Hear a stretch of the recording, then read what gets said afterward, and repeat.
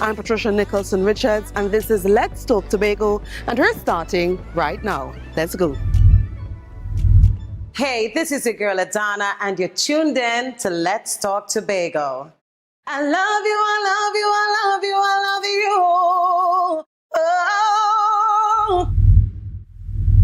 Getting into business can be challenging. Thankfully, there's somewhere to turn to. We're talking about the REACH program, and we have highlights of their most recent disbursement in this next story. Have a look. These 14 small business owners are grateful for the financial boost they've received for their varied enterprises, thanks to grants from the Realization for Economic Achievement program REACH. The unit, which is under the Division of Health, Wellness and Social Protection, aims to make micro-entrepreneurs more self-reliant. A big chunk of what the Department of Social Protection is scheduled or is mandated to do is to give that hand up. What does that mean? We want to invest in you so that you can invest in yourself, so that you can put yourself, your family, and therefore your community in a better place. I feel excited about it. Kind of surprised too when I got the call, but still appreciative of the funds that I would get. The money would be used for equipment for the business, so that would definitely aid in keeping things going. I am elated, this will help me to go a little further, in getting my business out there. It's a good initiative, for people who are starting up in business. The REACH program, it's a very good program for those who have businesses, and it's a little tedious sometimes. Also those that are now starting up, that could give them that boost so that they won't have to be running every minute to ask for this and that. They can afford to help themselves, and the REACH is doing a really good job.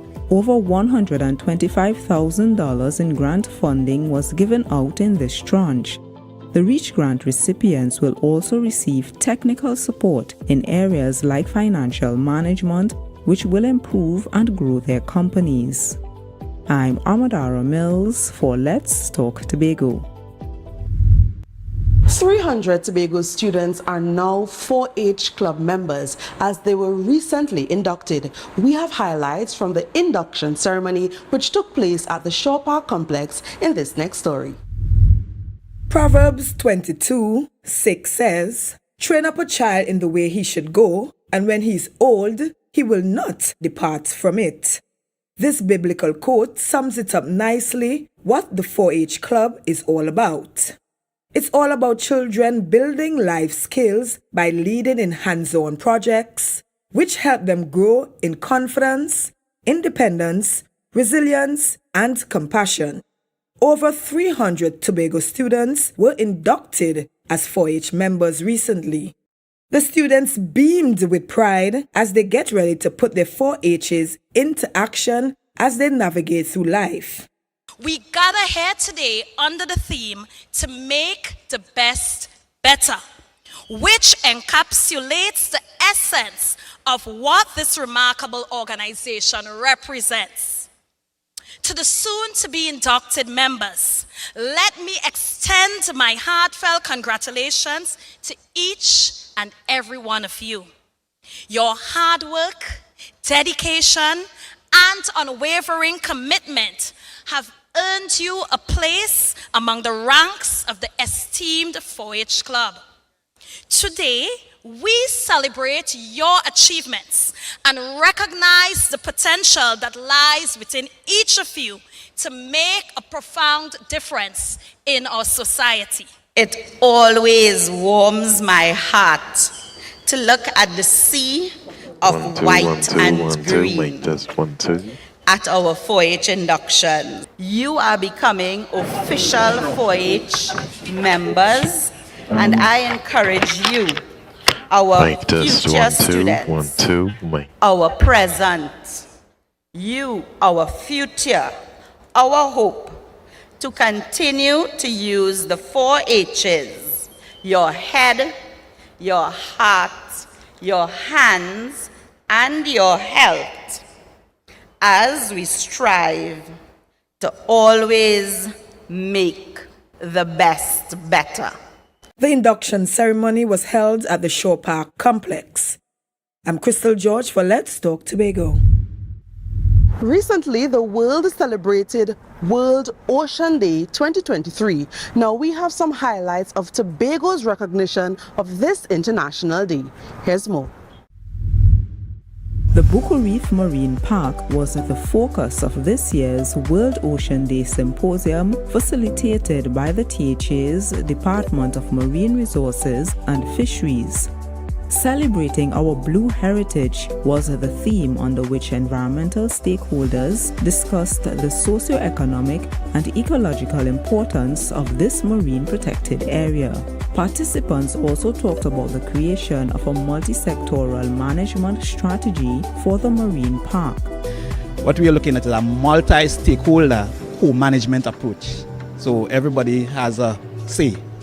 Tourism as well. In fact, tourism is our main stakeholder because if we're talking Bucco Reef, right, our main tourism attraction, but yet, so there are tourism objectives as it pertains to the management, but yet there are conservation objectives, and sometimes you find a tension between those two objectives. So the discussion here will be focusing on how can we harmonize the tourism objectives with the conservation objectives so that all could be happy and we manage well. I think the NGOs and the private sector, they have a more vested interest in the environment. So I think they will be better to take the initiative to make this work. It was refreshing to see a lot of like-minded people and you have stakeholders that's now coming to the realization that we need to have some kind of a protection of our marine environment that is unique to the island. It can't be governmental run. Can't be run by the government. It has to be the private sector, the stakeholders, the people who are involved in the environment. I like the points about the spatial planning and zoning of the park. That's very important, and that's one of the aspects of the fishing as well, because people must know where they can go in the park and do certain activities, and that is a good practice. Tobago's main tourism product is the ocean, the rainforest, and all that surrounds us, but the ocean plays a big part in Tobago, and preserving it is definitely key. Other World Ocean Day activities included beach cleanups at Kilgrin Bay and No Man's Land, along with a lionfish derby at Castara. A seafood fair coming up on Friday, 30th June, rounds out the month of World Ocean Day activities on the island. I'm Armadaro Mills for Let's Talk Tobago.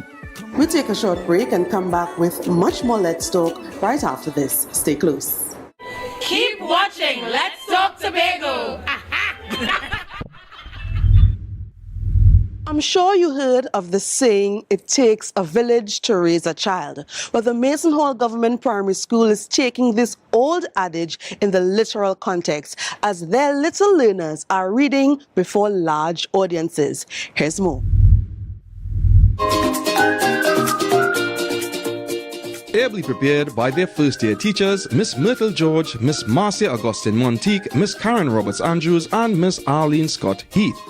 These budding young scholars were as ready as they can be for the school's first community reading exercise. At Mason Hall Government Primary School, we have been really advancing reading at our school at our lower level, hoping that as they matriculate, they go beyond the first year into the second and way up to the 5, that we can erase the challenges that we know that many of our children in Tobago experience. Through the use of the Jolly Phonics program, infant readers are quickly able to recognize the sound of syllables before joining them to pronounce their words. Even adults, when they have to present before an audience, they have that thing weeks in advance, and they're going through it weeks in advance. But because we are not promoting memorization, but mastering and harnessing the skills, the phonetic skills, they have learned, and they only got the material just about 15 minutes ago. Students randomly chose their books to present in front of an audience of parents and students. Ready to read? Parents ready to listen? Yes. Yes. One final high five for good measure, and it was showtime. Good morning. My name is Carlos Hazel. The book I'm reading is My Dad and Me. The execution wasn't perfect, but the effort was definitely commendable. Supported by their teachers, the brave infants are sure to master the art of learning as they persisted until they got it right. What stood out to me is that there was authentic reading. And I think that is what the teachers tried to achieve. So they gave the children the material this morning, so it wasn't something that they would have practiced over time. And so the skills that were taught over the year, you saw them emerging, because we saw children correcting, doing self-corrections and all of that. And so we know that everything that was presented here this morning was genuine. Well done, students. You read, you understood, and you conquered. For Let's Talk Tobago, I'm Ryan McCool. Tobago songstress Adana recently released a new hit, and no, it is not a soca. This time her vocals are on some reggae music. Here's more from her recent hit, Love Me. Bad vibes can't break me down this time. You know the voice, you know the name. Tobago-born songstress, the one and only Adana, is once again bursting speakers at home, regionally and internationally. This time, her vocals can be heard singing the genre of reggae. I love reggae, one, because I'm able to express myself not only vocally, but I could speak about the things that I wouldn't usually talk about in soca. You know, I love my love songs. I do have this one song called Love the Skin. I mean, speaking about self-love, accepting yourself wholly and solely, and just loving who you are as a person. So reggae, apart from soca, I really do love and I enjoy singing reggae and performing reggae on a whole. This song is a part of a rhythm, actually, on the Sweet Melody rhythm. It was born out of Jamaica. Big up to Patex, the producer. I want to send love to my writer, Stephanie Joseph, as well, who wrote the song for me. And you know, my manager reached out to me. She said, Adana, I have this rhythm and I think you would like it. And from the first time I listened, I said, yes, I love it. Let me get a writer on it right away. I contacted Stephanie Joseph, and you know, I told her exactly what I was feeling at the time, what I would like to sing about, and she delivered a great song. I'm Crystal George for Let's Talk Tobago. The local Commonwealth Association is nearing its target of recruiting 2,000 volunteers for the Tobago 2023 Youth Games. Here's a bit of the local recruitment process right here in Tobago. The countdown is still on for the Commonwealth Youth Games Tobago 2023, which is carded for August. And while contractors are moving at pace to ready the venues, the local organizing committee is calling on you, the citizenry, to volunteer your time and hospitality in helping to make sure that this Games is the absolute best it can possibly be.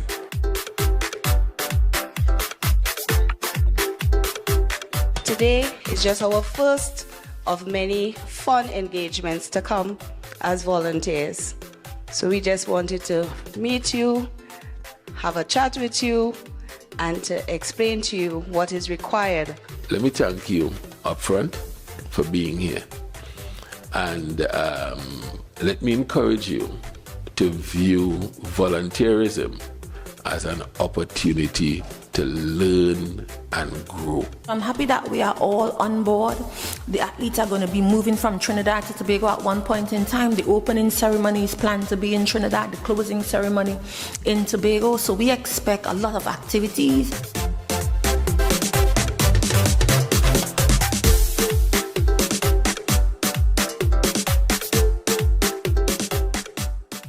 The agency recognizes the importance of ensuring that all members as volunteers become basically ambassadors for Tobago. So we decided to have this volunteer engagement because we realized that some of you had signed up a long time ago and didn't hear from us. And that wasn't a good thing. So we wanted to have this to let you know that this is happening, but we have some information to share with you. My first time volunteering in a sporting event was on the tent in the Rainbow Cup. And I tell myself, me this thing I no money, me really want to go and do this. But I went out and I do it and I really enjoyed it and I find it was very good. As a member of the Rugby Football Club in Tobago, it's a good opportunity to be able to give back to the youths, set an example and for them to encourage them to come out and play the sport. I'm a lover of sport, so I decided based on the knowledge I have through entries and my work, I will put myself out there, market myself to help the young people and to bring young people on board to let them know that this is a goal for us. It's a beauty for us to be able to participate in this sport as the Commonwealth Youth Games. So I love it. I just love it and I just want everybody to just come on board and volunteer. I don't think there's anything more I could say. I mean, you heard from the volunteers, you heard from the local organizing committee. If you have the opportunity and you are able, go on the Commonwealth website and click on the link to become a volunteer. It's very important. They're looking for just about 2,000 volunteers nationally, and you still have that opportunity. So from Isaac and I, broadcasting out of Shore Park here, it's been Let's Talk Tobago, and I'm Ryan McCool. We have to take a short break right now, but much more Let's Talk when we return.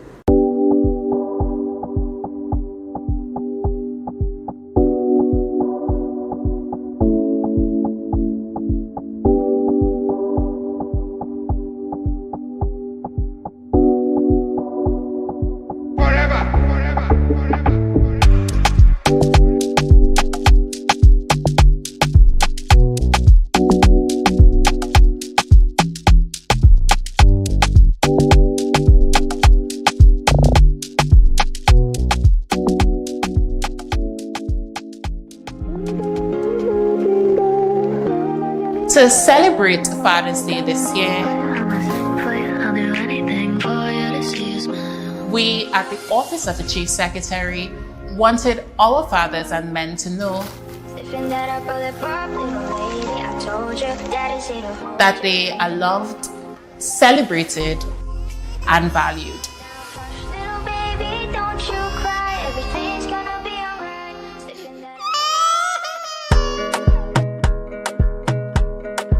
But all the papas on the baby the right way, no joke.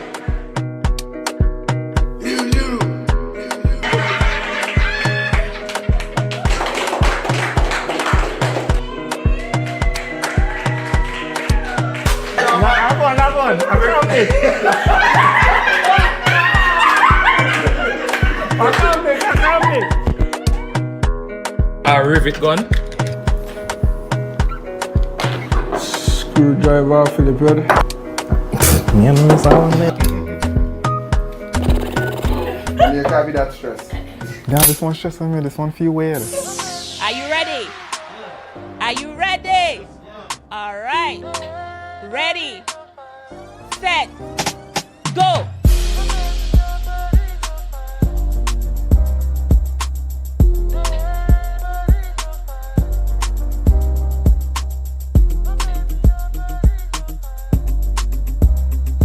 Keston, let's go church, They feel Keston out there.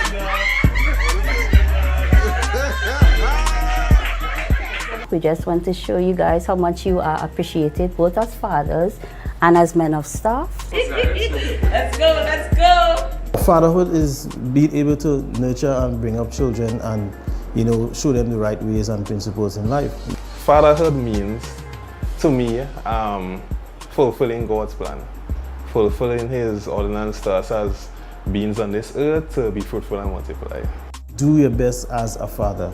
This, in spite of what it is, what challenges you may face, just do your best. To have a happy and blessed Father's Day.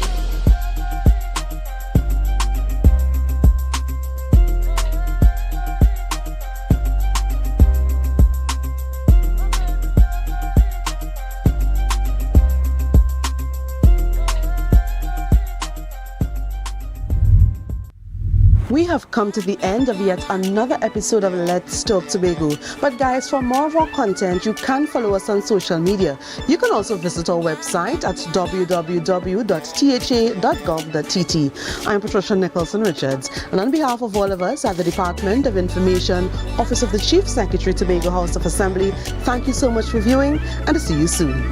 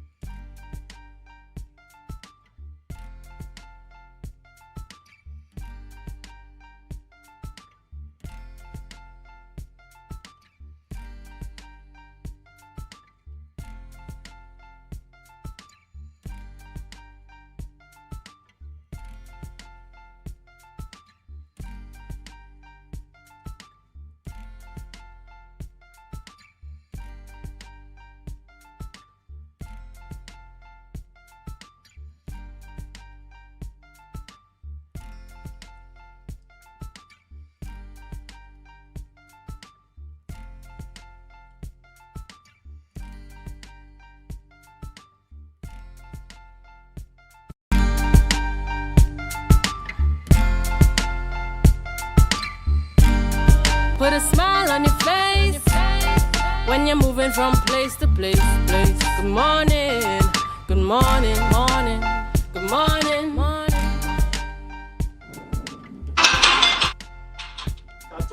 Good morning, viewers, and welcome to the Tobago Updates morning show, coming to you here live from the Port Mall in Scarborough, Tobago.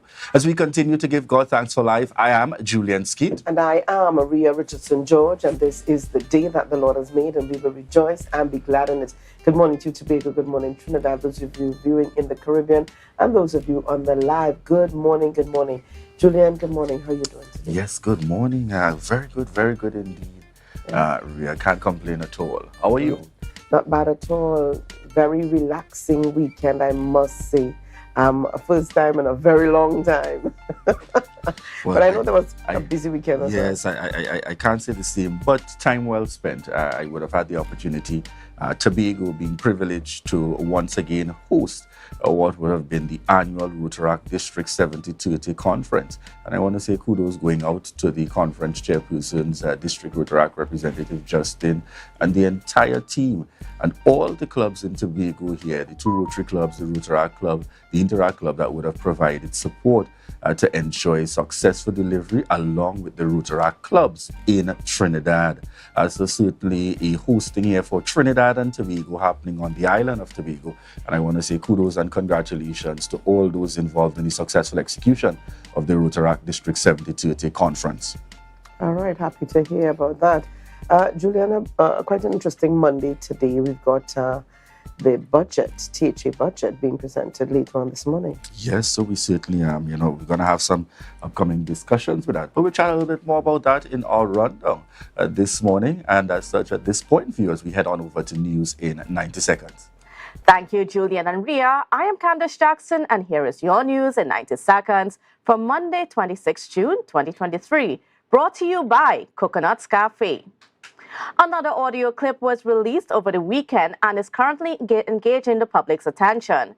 1 week ago, Chief Secretary Fali Augustine acknowledged that he was one of the persons heard in a leaked audio clip discussing hiring individuals to spread political propaganda. The second audio clip is over 8 minutes long. The voices of two individuals were heard discussing strategies to use propaganda against the opposition. Additionally, a dominant voice in the audio stated that multiple channels should be used to paint the opposition in a negative light, while calling for a strong propaganda machine and full-time propagandists. Meanwhile, the Chief Secretary and Secretary of Finance, Trade and the Economy, Fali Augustine, will read his second budget statement in the House today. Unlike presentations in the past, Augustine has remained silent on what is to be expected in his budget presentation. In 2022, he delivered a 4-hour discourse outlining several economic strategic plans. Augustine requested $3.97 billion, but only received $2.5 billion from central government, a shortfall of $1.47 billion. The presentation will begin at 10 a.m. in the House.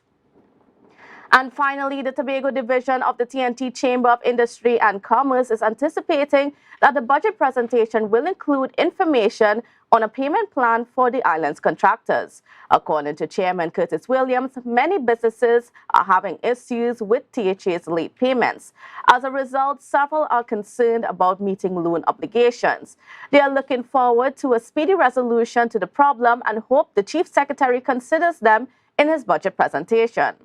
And that was the news in 90 seconds, brought to you by Coconuts Cafe. Coconuts Cafe, the buffet restaurant that specializes in all your tasty local dishes. For breakfast and for lunch. Breakfast includes coconut bake and sada roti, served with chokers, bull joil, and sausages in tomato sauce. Not forgetting beef and cheese pies, shepherd's pie, macaroni pie, and rice in various styles. Meat served in a variety of flavors, garden salads, and pasta salads.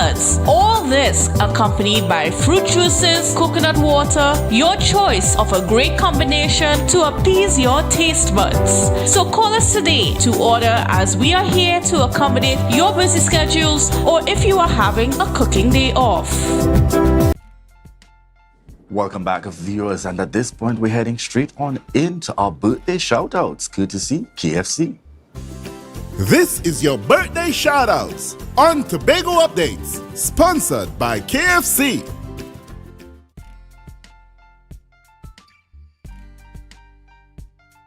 And we celebrate this morning Amy Gray, a former student of the Signal Hill Government Primary School, now living in Trinidad, now at secondary level, celebrating her birthday today. So Amy, lots of love going out to you today from your mommy, former teacher at Signal Hill Government Primary, Janelle Gray, and from all of your family and friends here in Tobago. Happy birthday going out to you, Amy Gray. And we've got this gentleman here celebrating a birthday, and this is Andy Kretskumar. All right, that's Andy Kretskumar celebrating a birthday, and love going out to you this morning. Have a great one today, Andy. Birthday shoutouts on Tobago Updates, sponsored by KFC. From the experts that created the Zinger sandwich comes the KFC Crispy Barbecue Zinger. The only one I see is you. Cheddar cheese, crispy onions, the most delicious Kentucky Fried Chicken, and barbecue sauce. Get ready for a whole new level of flavor.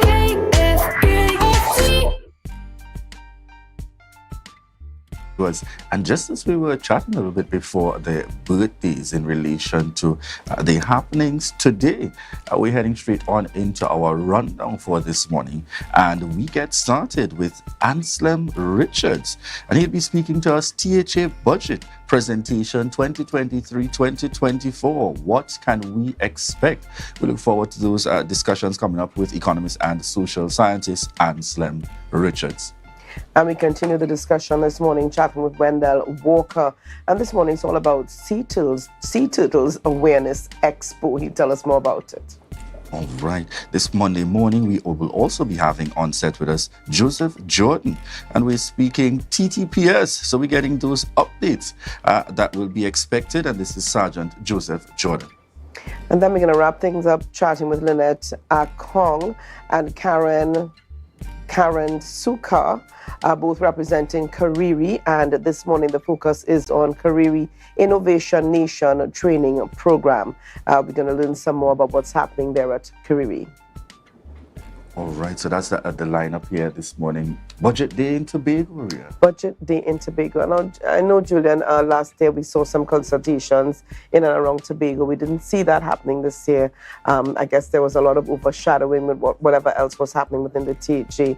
So we'd like to get, have an idea of more on what's happening there. So I suppose those would be some of the questions to be asked. Once again, what's customary is we got a presentation that will take place in Tobago, the legal requirement or that requirement by the law in terms of us sending and making our submissions on or before the end of June. And then we wait to see what will happen at the national level. Once again, very interesting in terms of how this works. I recall a former secretary, describing it ultimately as a wish list, but we'll leave it there for now. Let's see what's happening today as we speak. Budget Day in Tobago.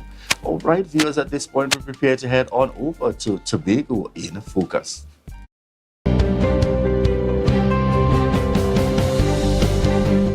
Mediation is used as an alternative to litigation through the use of an impartial moderator and communication and negotiation techniques. The Division of Health, Wellness and Social Protection established its mediation unit in 2009 and has steadily expanded. The unit, equipped with 2 certified mediators, has since settled several matters, including landlord and tenant issues, merchant-customer disputes, property and land, parenting, and even issues regarding the running of traditional susus. Assistant Coordinator at the Mediation Unit, Carol Spencer Edwards, further explains. We deal with family and relationship disputes, neighborhood conflicts, community disputes, juvenile conflicts. So the range of issues are there, and as I said, we try to offer persons that option as against going to the court. Ms. Spencer Edwards revealed a high success rate between 70 and 75%, noting that a large part of the unit's success lies with the process, as persons are allowed to speak freely in a safe and comfortable environment. Quite often the issues that they deal with or that they're dealing with is not out of the ballpark. It's just that maybe sometimes not able to sit and express themselves. And sometimes you need somebody there to say, here's what, let's start with, or hold up, give her a minute, or hold up, give him a minute. The recent addition of a therapeutic counseling unit manned by 8 counselors has further expanded services, including a crisis hotline, parenting workshop, grief counseling, life skill coaching, marriage counseling, and learning enrichment programs. Services can be accessed through its walk-in services or by referral.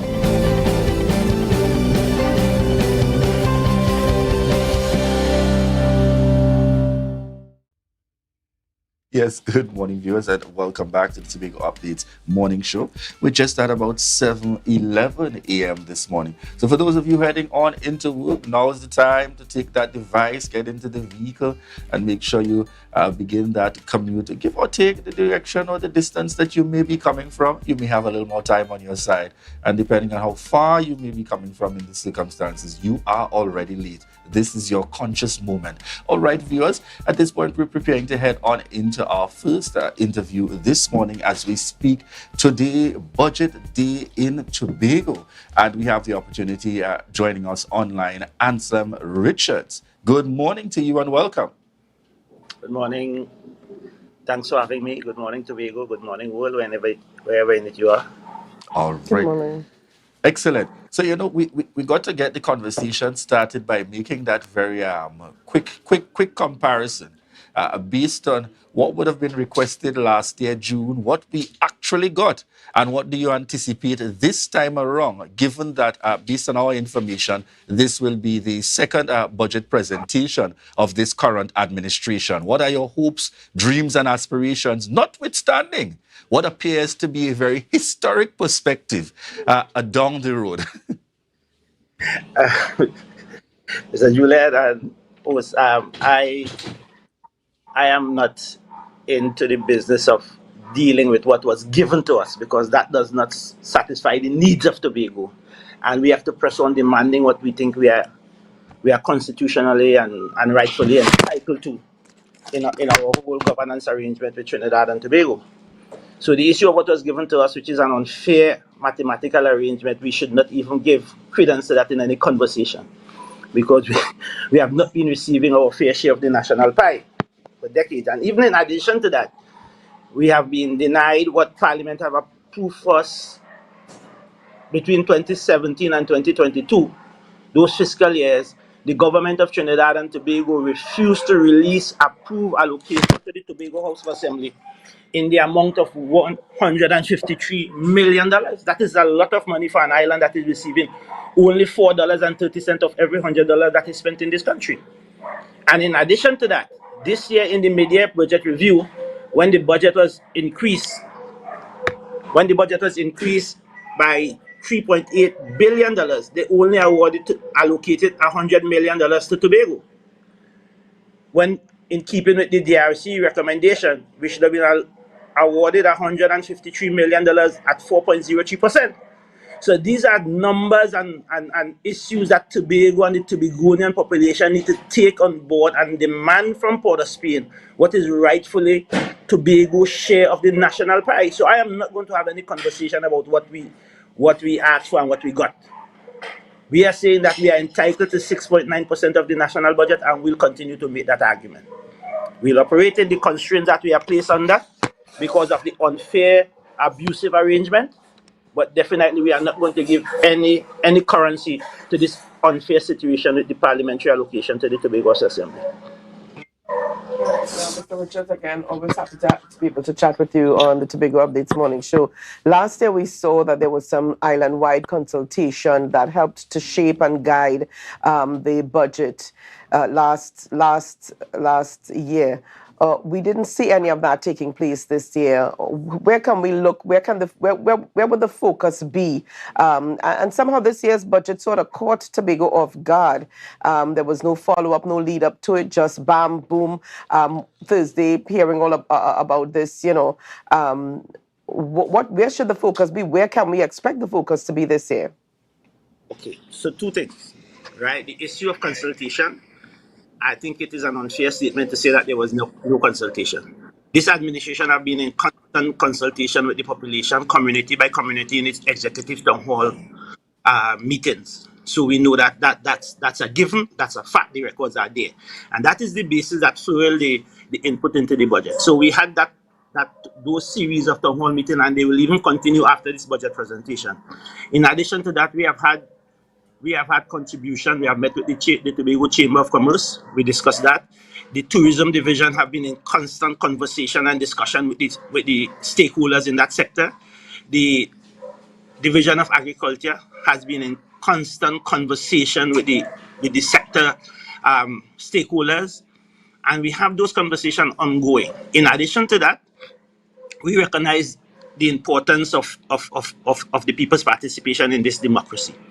So we are in the process of building out a comprehensive framework to mainstream the people's agenda, because we recognize that we have to go much beyond the talk.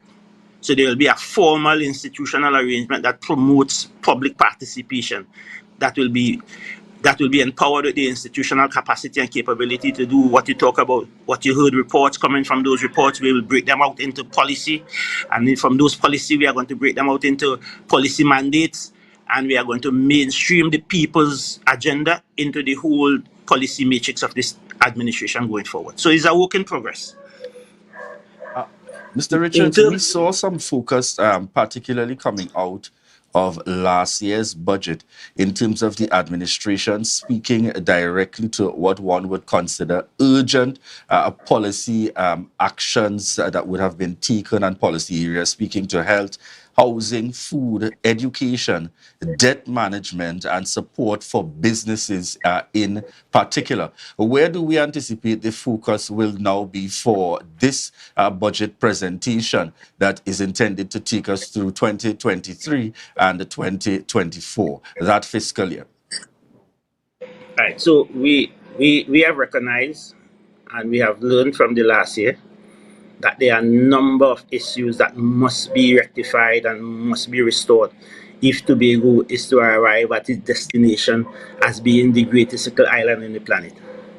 So we are speaking directly to those issues. We are speaking directly to our governance arrangement, the state and nature of our governance institution. We are speaking directly to the issue of productivity. We are speaking to the whole issue of diversification of the economy. And we are even speaking more directly to Port of Spain in terms of how this Twin Island Republic should function in an organized constitutional way. So those are the focal conversation. These are not guesswork. These are not side talk. These are not the kind of noises you are hearing in the space. These are direct conversation with the people of Tobago. These are policy positions that if we have to take charge of our destiny, we have to look deep and wide into these issues and fix these institutional and governance arrangement issues. Because at the end of the day, you can get the whole national pie. if God so loved Tobago, they can give us the whole national pie. But if the quality of your state institution are what they are and what we have inherited, then you will just not achieve the kind of growth and development that the money ought to have delivered to the people of Tobago. So definitely there is a need for us to focus intensely on developing those institutional capabilities and capacity to deliver to the people of Tobago and deliver to the people of Trinidad and Tobago. All right, very quickly here, even as we focus on the budget today and we focus on diversification, we focus on the economy, we focus on so many areas that cover. Are you there?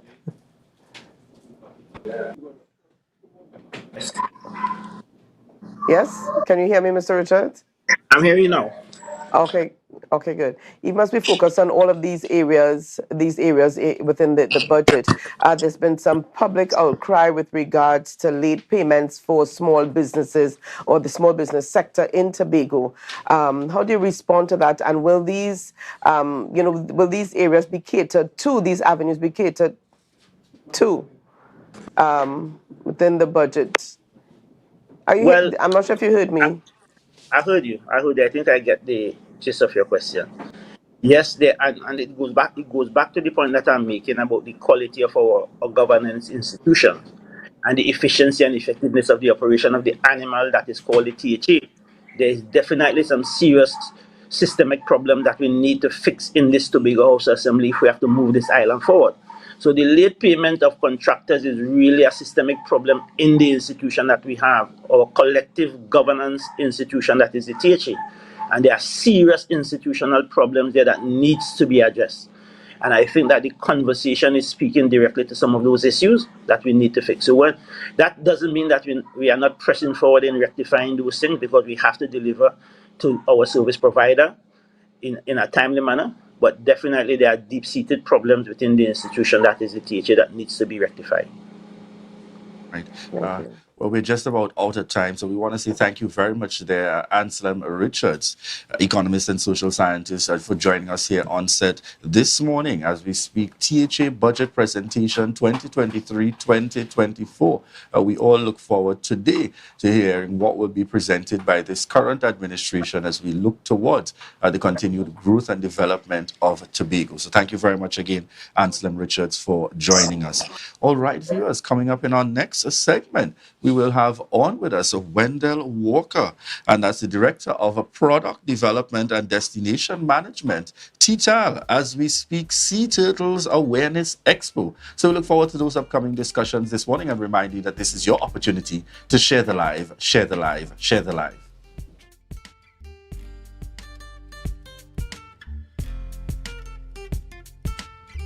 Jimmy's Holiday Resorts has 1, 2, and 3 bedroom fully self-contained apartments located at the heart of Crown Point. Minutes walk to the popular beaches, restaurants, bars, and the airport. Enjoy our amazing amenities such as fully equipped apartments complete with Wi-Fi, AC, TV, and a pool, and a mini-mart on the compound. Call 639-8292 or 8929. Jimmy's Holiday Resorts is your family's home away from home. Right now, Tobagonians are just currying down to Bon Accord, right in Stobie Local Road. You know why? To come down and shop at Authentic Builders General Hardware, the only hardware store in Tobago that is giving you guys Trinidad prices. So for instance, such as steel, 1/2 inch and 5/8, $7,895. 5/8 construction ply for $260. Every single thing that you will need to do your home renovation or start your new construction, we have it right here. And to get your quotation, it's very easy. Just WhatsApp us at 272-1990 and we will do your free WhatsApp quotation for you.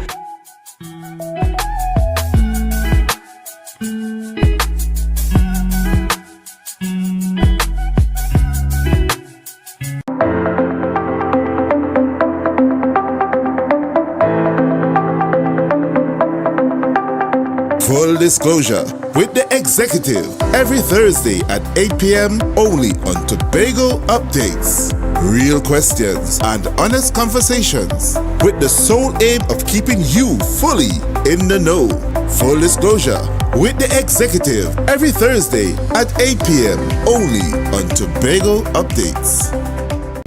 The best place to stay in Tobago is at Thorn's Place with rates starting as low as 200 TT. Call or WhatsApp 745-7306 or 682-8676. We are located uptown Scarborough, 5 minutes away from the port. Remember, at Thorn's Place, our aim is to make your stay safe and affordable.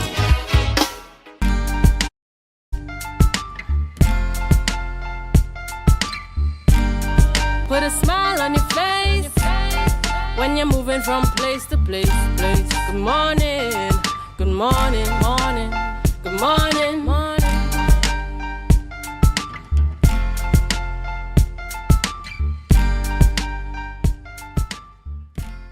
Viewers, welcome back this morning to the Tobago Updates Morning Show. I didn't have a part to play in this. I had nothing to do with it. I was just the driver. I was not responsible for the man being shot. Or I didn't know what was happening. They just asked me to stand up by the corner and watch to see if police was coming. I had no clue what they were going to do. So I should not be held responsible. I should not be held accountable. This morning, viewers, we are talking about parties to a crime. Who better to chat with us this morning, representing the Trinidad and Tobago Police Service Sergeant Joseph Jordan. Parties to a crime. Sergeant Jordan, good morning. Good morning to you. Good morning to Trinidad and Tobago, your viewing and listening audience. Thanks for having me. No, Well, Ria, you can't just be standing on the side of the road and you know about the crime. You are part of the crime. I was just asked to stand by the corner, stand at the corner to see if police was coming left or right. The fact is that you were there and you were aware of what was going to happen. So I didn't pull the trigger. You will be culpable. I didn't steal the money. I tell you. Well, the law will explain. So this morning, we're looking at the accessories and a better act, chapter 1002. And this speaks to just what Ria was trying to explain or trying to elude. So as the act reads, section 2 of that act, any person who acts, abets, assists, counsels, or procure the commission of any indictable offense may be indicted, tried, and punished as a principal offender. And that simply means if you are part of a crime, you will face the same penalty as the main perpetrator, which is referred to as the principal offender. So you are not excluded from the punishment. And it simply boils down to the point of you participating in a crime. So, for example, you and your partner discuss they're going and commit an offense. And as you displayed earlier, I could just stand by the corner and look to see if anybody come in. That's the person's that's all that's your sole responsibility. That's your only responsibility. In an instance like that, you have knowledge as to what the person was going to do and you are assisting the person. So you are basically, as we often say, you are aiding and abetting in that crime. And having committed the crime, the person who would have probably be the main person referred to as the principal, he or she being arrested, and you being the lookout, also being arrested, would be charged for the same offense, and you would also feel the same penalty as that person. Now, I'm almost certain that over throughout your years of being a police officer, you have heard these, you face these scenarios, and you've heard these statements being made. I didn't hold the gun. I didn't even touch the gun. I did not hold the bag that contained the money that was stolen. All I did was X, Y, and the belief is that because my role in the crime being carried out, my role was a lesser role, that I should receive a lesser penalty because my role was minimal. Yeah. And as I mentioned, in crime, there are certain roles people would play. So we have the principal, right, the mastermind, the main person. Then we would have the joint principal or principals. Those are two persons committing the offense. So an example of that, you beat up a man, one person beating up a man, and the other person just pass and kick him, one kick. He goes say, but I just hit him a little kick as on my way out. You are part of it. And then you have the innocent agent. And that's one I know other people might be interested in. And then we have the secondary party. And the innocent, let's look at the innocent agent. Yes. That is the person who contributes to a crime and they don't know anything about it. However, that person will not be found guilty of committing a crime. So an example of that is where someone is allergic to nuts. And I being the person who has a beef with that individual, I would probably send something to them via or with the child or a family member Right. and say, well, give so and so this this cake for me, but you know the cake contains nuts and you know that person has a fatal reaction to eating or consuming nuts and that person die. Now the person who have conveyed, who have conveyed the cake that contains nuts didn't know anything about it. The person who is consuming it, we might have asked, yeah, this thing are nuts? No, as far as I know, no. So that person who took the vessel or the carrier would not be culpable in that instant because they had no knowledge. But yes, they actually would have taken that that cake to that created that fatality to that in the person. So the crime would just deal with the principal offender who would have sent it, knowing that if that person eat that cake that contains nuts, it's going to kill them. And would not be held. Right, and the person is referred to as the innocent. The person the person that is taking it, they will not be held for any offense because they did not have any knowledge whatsoever as to the content of that cake. Let's flip the script now, Officer Jordan. So I'm traveling to New York and I'm given a package to take from Mr. X. Now, I know Mr. X, so it's just a matter, sure, no problem, I'll take it over to him. Now, I do not know, I'm not aware that the package contains marijuana, cocaine, pills. I'm not aware.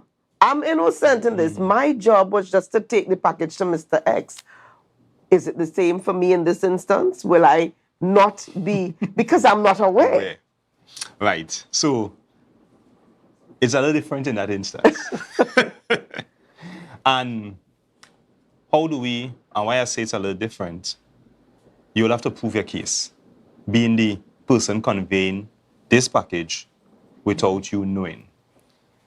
We are often aware at the airports, many of us who travel, or those of us who had the opportunity to travel, one of the first things they tend to ask you, did you pack your own suitcase? And we say, yeah, I did. Yeah, I did. So it means that whatever is in there, you have full knowledge of it. That said package that you are taking for Uncle X, you would have packed it, but you may not know what is inside of it. A simple thing like, care a bottle of powder for me? I can't, and the excuse maybe, I can't deal with these powders up here that give me a reaction, so bring. And within that powder, within that powder might be some illegal substance. Yes. Now, the problem with those sort of instances is that at the end of the journey, let me say you did leave to try and go and get to the other country with the item. The person who would have given you that package is nowhere around. No. So you're on your own. And unless you can prove, and at that stage that can only be done through the court. So you will be arrested, you will be charged, and it may be only in the court that you may be able to prove your innocence if the evidence can take it back to the person who brought it. So in an instance like that, the innocent agent would not apply, but genuinely you know that you did not put anything. However, you did take a package from the person, and we go back to the simple thing, or the simple saying, do not take packages for people, because we do not know what they are doing. Sometimes your good friend, sometimes a family member can be the person behind these illicit stuff. What is the advice to the public out there, whether it's a package to take abroad, it is, an accessory to a crime, or maybe you're not even aware that you're getting into the vehicle that is on the way to commit a crime. They just pick you up, you're going to Lime. Yeah. You're just going and chill for the evening, not knowing that the driver and maybe other occupants of the vehicle are aware of the destination. And that is something also very, very common. I mean, I appreciate the examples that you are using. They are real life stories, because many of us have friends. You are out, you are all in a vehicle. one of you all may not have any knowledge as to what these guys or the other three are up to. And in that instance, in the whole category of personnel or agents or parties to a crime, you might be the innocent agent. However, you'll have to prove your case. Another one very quickly, house party. House party invited, or you pass by to check a friend. Normal, very common here in Trinidad and Tobago, within the Caribbean. I'm going to check a friend. At the same time, there's drugs at the house, and the police search. Search. I'm going down for a crime I know nothing about. I'm not even aware of the surnames of the people. I went along. How does it make sense? So in instances like that, investigations will take place. It's a house party, especially large numbers of persons. It's very unlikely that the police would have the resources and would arrest every single body. However, the owner of the house would have to, as we often say, will feel the heat. And that would be because that is their premises. They are in control. So those are the owner is the person, or the owners are the persons who would be arrested, and they will be the person to account and to justify all these things on your premises. It may have a flip side to that. You are hosting an event. You don't have any drugs in your event or at your home, but somebody comes there with drugs. How are you going to treat with it? And this is a situation where persons have to be very mindful, and this is personal safety as it relates to your own well-being. You have to be mindful as to what you have in your place or who you're inviting, and of course, you have to advise people to not bring any drugs if you have to make checks. And this is where sometimes might be a private party, but you can hire the police. You could hire the police. You could do other extra duty. You could hire your own private security to make checks that these things do not happen, because they have unfortunate instances. Very good. Quick question here. Can a deal be made to get the bigger fish? In an instant, in a situation such as that, can the innocent person, make a deal to catch the bigger fish? Right, and that aspect of it has to do with the investigation. Sometimes you have to do a deal or do a sting operation in order to prove the case, because we are familiar, and as to sometimes the person who is transporting or giving the package has no knowledge of it, or they may be, as we sometimes say, a small fish in a larger pond. However, this is where plea bargaining and negotiation and things would come into play, and the investigation would be developed around that. So yes, those arrangements can be done in order to bring the bigger fish to justice. All right. Thank you so much there, Sergeant Jordan, for chatting with us. Again, advice to the public: if you are going abroad, be aware. You need to know what. And as far as possible, do not take things from persons. Yes, we know who we might be able to trust, because you are traveling abroad. You might be carrying something up for your mother if you're living abroad. So a brother, a cousin may give you. But sometimes the mere friend, and you have to know your friends. If you know you have a friend that's somewhat or that shady, suspicious, don't take those chances. Don't take those chances. And if you do have to carry something, make sure you open the content and verify what is in it, so that you can travel safely and avoid sometimes, as we see, the dog coming and sit next to you in the airport.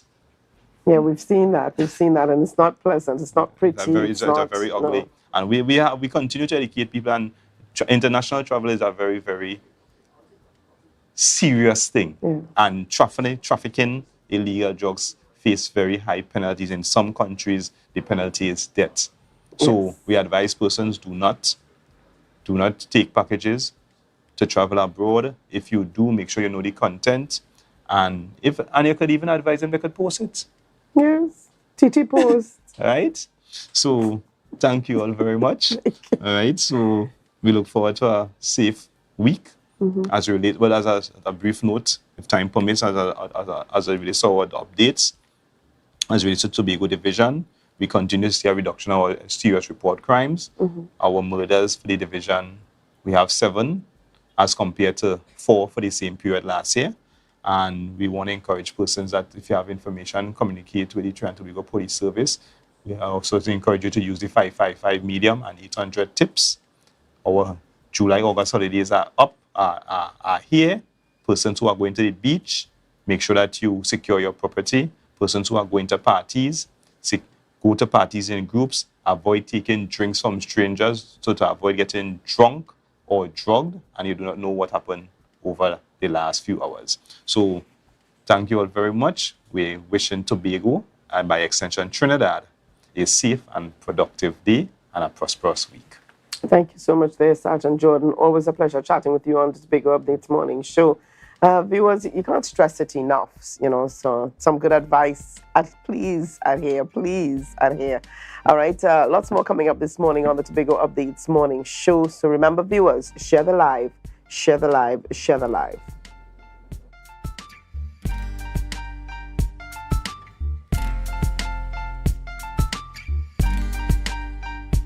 Are you looking for a place for your loved ones? Heavenly Care welcomes you. Located at Northside Road opposite Massey Motors, we offer a variety of services. These include doctor visitations, social activities, geriatric care, and much more. Contact us at 277-9595 or visit us at Northside Road opposite Massey Motors. At Heavenly Care, compassion is at the heart of all care.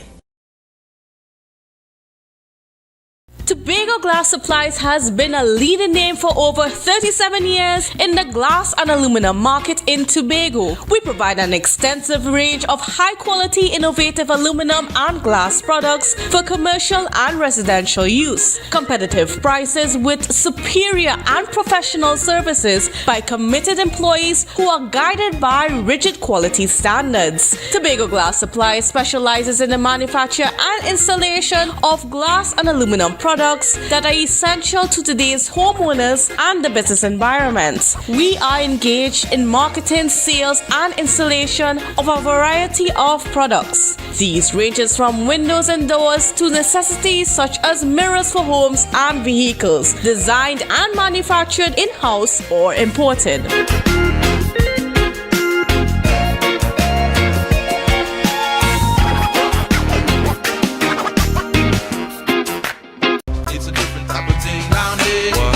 We party till we drop down there with a lot of pretty girls down there, down in Tobago.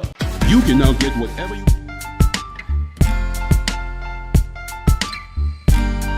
Put a smile on your face when you're moving from place to place. Good morning, good morning, morning, good morning, morning.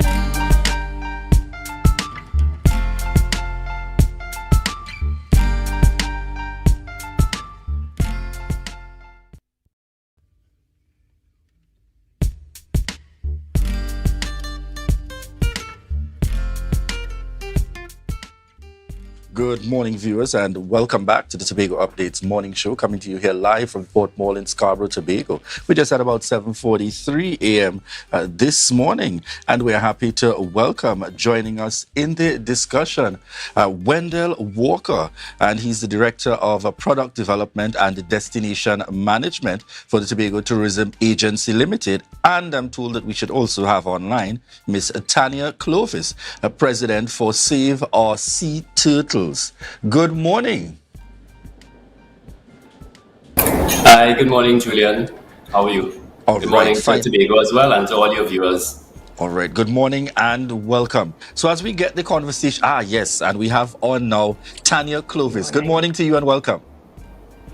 Good morning. Thank you for having me. Morning to everyone. All right, excellent. As we get the conversation started this morning, we want to start on, the very basis. I want you to give us that synopsis of, why is this commemoration significant and when does it take place in this week? World Sea Turtle Day is the actual day is on June 16th, which is actually the birthday of the late Archie Carr, who was one of the pioneers of sea turtle conservation throughout the wider Caribbean region.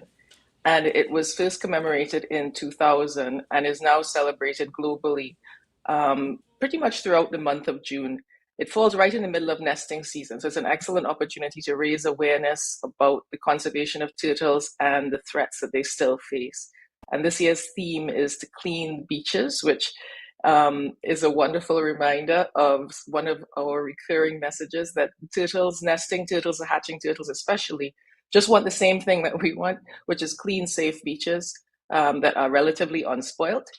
And that is also something that we enjoy. That's something that is good for turtles, and it's also good for tourism. So this connection is for this to celebrate this particular theme this year and this day during the month of June is really quite timely, and it all fits together really well. Tony, I'd like you to tell us very quickly, what are some of those actions significant with your organization in terms of in that year-round process, given your focus on saving our sea turtles? Well, SOS mainly focuses right now. We formed in 2001, and the core of our work remains patrolling the nesting beaches in the Black Rock area, so Turtle Beach, Grafton, Back Bay in particular. And over the years, there are also other small groups, like Nest in Charlottesville, Lance Fromage, there are a couple other groups that also do some things to do more with offshore work. So at this time of year, everyone's focus is really on safe beaches for nesting turtles, and that is not just the patrollers being out there monitoring the nesting and hatching events, making sure that they go smoothly, collecting valuable research data, tagging the turtles, but also the general public being mindful of how they interact with turtles and also how they behave on the beaches during this time of year. So driving on the beaches, particularly as we're going into the August holidays, is such an issue that continues to persist. You might not always know where a nest is by the time it's ready to hatch because it's been under the ground for a while. So everything, there's rain and so on. So people might say, well, I don't see anything there. But just because you don't see anything there doesn't mean there's nothing there. And a vehicle driving over the beach or someone making a big bonfire or sticking a flambeau or something in the sand can destroy a whole nest. And there are volunteers on the beach every night, all night throughout the nesting season, and to lose nests in this way just through carelessness and sometimes a lack of awareness, or sometimes people know and they're just trying a thing, is really discouraging. So that's our main focus always, particularly as we're going more towards hatching and going into July and August. There'll be less nesting, more hatching. The beaches are going to start looking not so much like with all these big nests everywhere that you can see, but it doesn't mean that there isn't still very important incubation activity happening under the sand. So just encouraging people to be mindful of how they behave on the beach as they go into the holidays. All right. And Wendell, tell us, from the perspective of the Tobago Tourism Agency Limited and by extension the Tobago House of Assembly, tell us about the role of the Tobago House of Assembly in this commemoration. Okay, thank you, Julian. So what we, Tobago Tourism Agency Limited, what we're looking at is providing a forum for these organizations who are specifically concerned with sea turtles. So SOS, Turtle Village Trust, and also Book Reef Trust. These are the organizations that we are providing a platform to create public awareness about sea turtles and the value of sea turtles in terms of the ecological balance, in terms of marine life. And from a tourism aspect, it also provides some level of recreation and so on, so that you find that a lot of the divers and people who go snorkeling, turtles are one of the highlights that they look forward to. So we are sort of balancing awareness and as well as mixing it with tourism. And we're also looking at the role of school children. So primary schools are particularly one of the groups that we've invited to the expo tomorrow. And again, it's starting from young and building that awareness, that appreciation among young people. All right. So I know that we have the expo carded for tomorrow. That's June 27th from 9:30 a.m. at the Scarborough Library. Wendell, tell us a little bit more in terms of, what can we expect at this event and who is your primary focus? I know you started that in the last response. Yes, so there'll be 15 primary schools from across Tobago that we've particularly invited. But it also includes the general public. But the target or the main focus will be on school children. We'll have a number of exhibitors there. I mentioned before, SOS, Turtle Village Trust, the Boca Reef Trust as well. There'll also be interactive games, there'll be giveaways, and there'll be talks on conservation, SOS, and Boca Reef Trust. All the exhibitors will be having small talks to raise awareness and build empathy, for the turtles, and as Tanya described, the hazards that man can place on the turtles by our different activities, either through negligence or just not being aware. Wendell, I hear you speak, and it's very good in terms of the connection that is being made in relation to supporting, SOS and other entities. But tell me, is this a kind of one-off scenario for for TTAL, or can we certainly look forward to, give us a sense, other efforts in terms of conservation from a local, other private sector groups, and the workings of TTAL in support of initiatives like these? Okay, so this will be the first year that this specific activity is done observing World Sea Turtle Day. But TTAL is involved in a number of different activities throughout the year from an environmental perspective. So there's World Environment Day, World Mangrove Day, World Oceans Day. Later on this year in September, we'll be involved in Plant a Tree. And we are also looking at World Mangrove Day and doing some activities to preserve some of.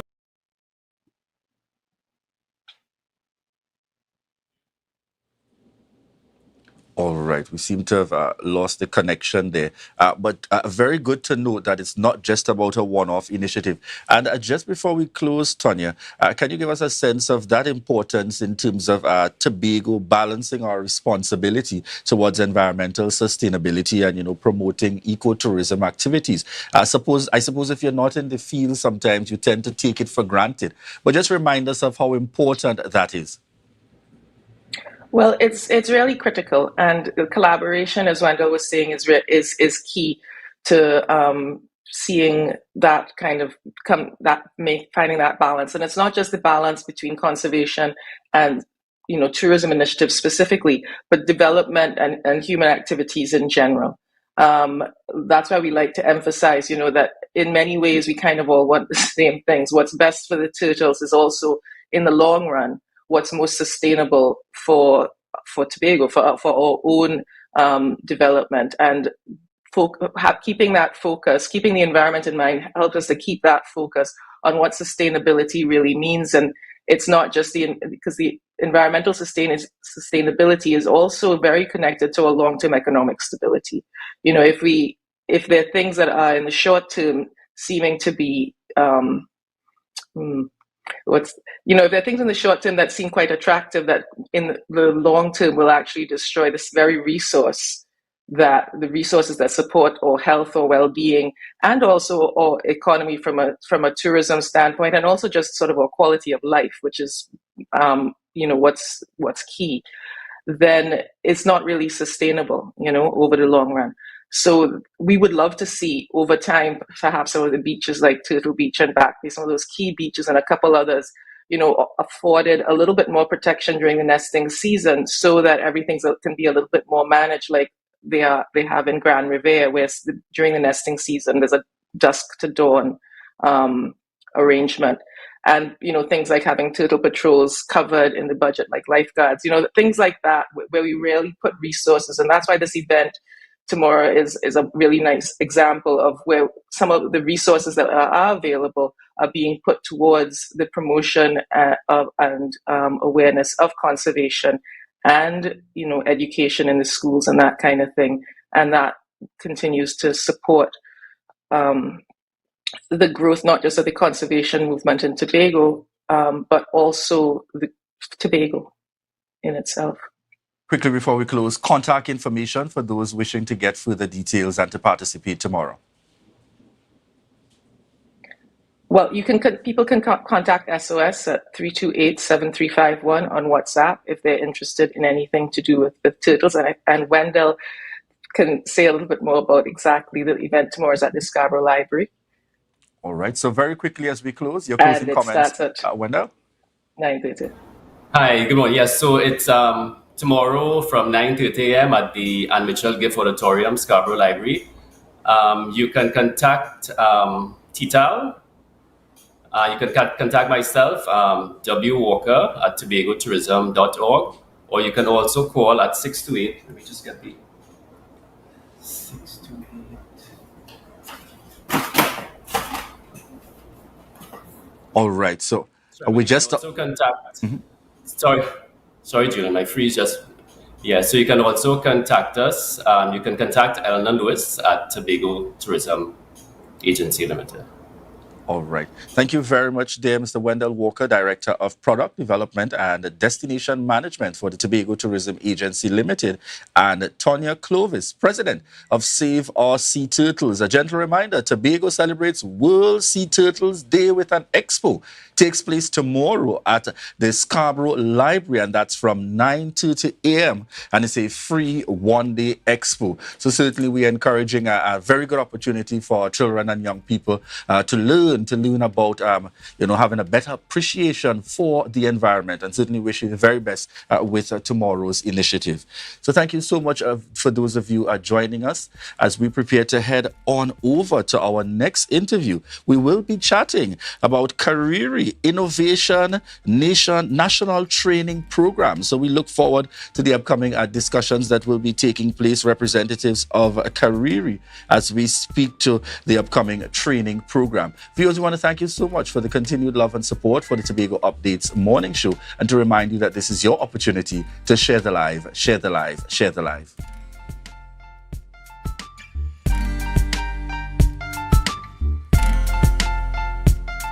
You can now get whatever you need whenever you need it anywhere in Tobago with Tobago. Your meals, medication, groceries, and shopping all delivered directly to you. No more hassle, no more stress. Get the Tobago app today on Google Play or Apple App Store. That's TAPPOGO, and let us deliver to you. Check our website at www.tapogo.app or call the experts at 494-TOGO and 484-4746. Tobago. Relax. We will get it to you. Tobago's at your service.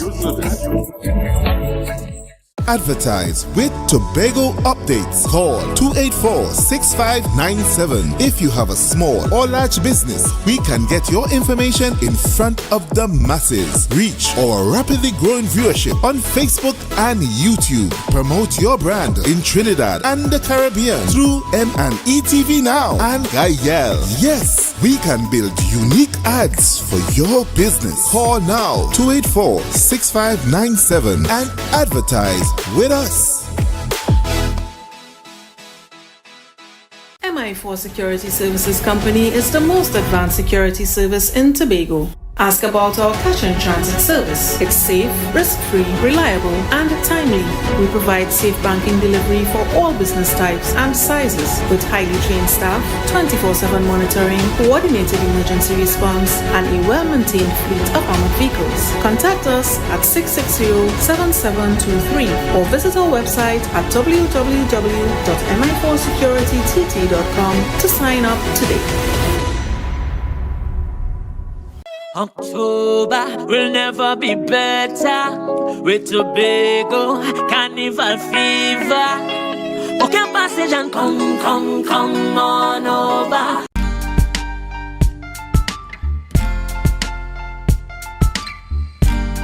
Put a smile on your face when you're moving from place to place. Good morning, good morning, morning, good morning, morning.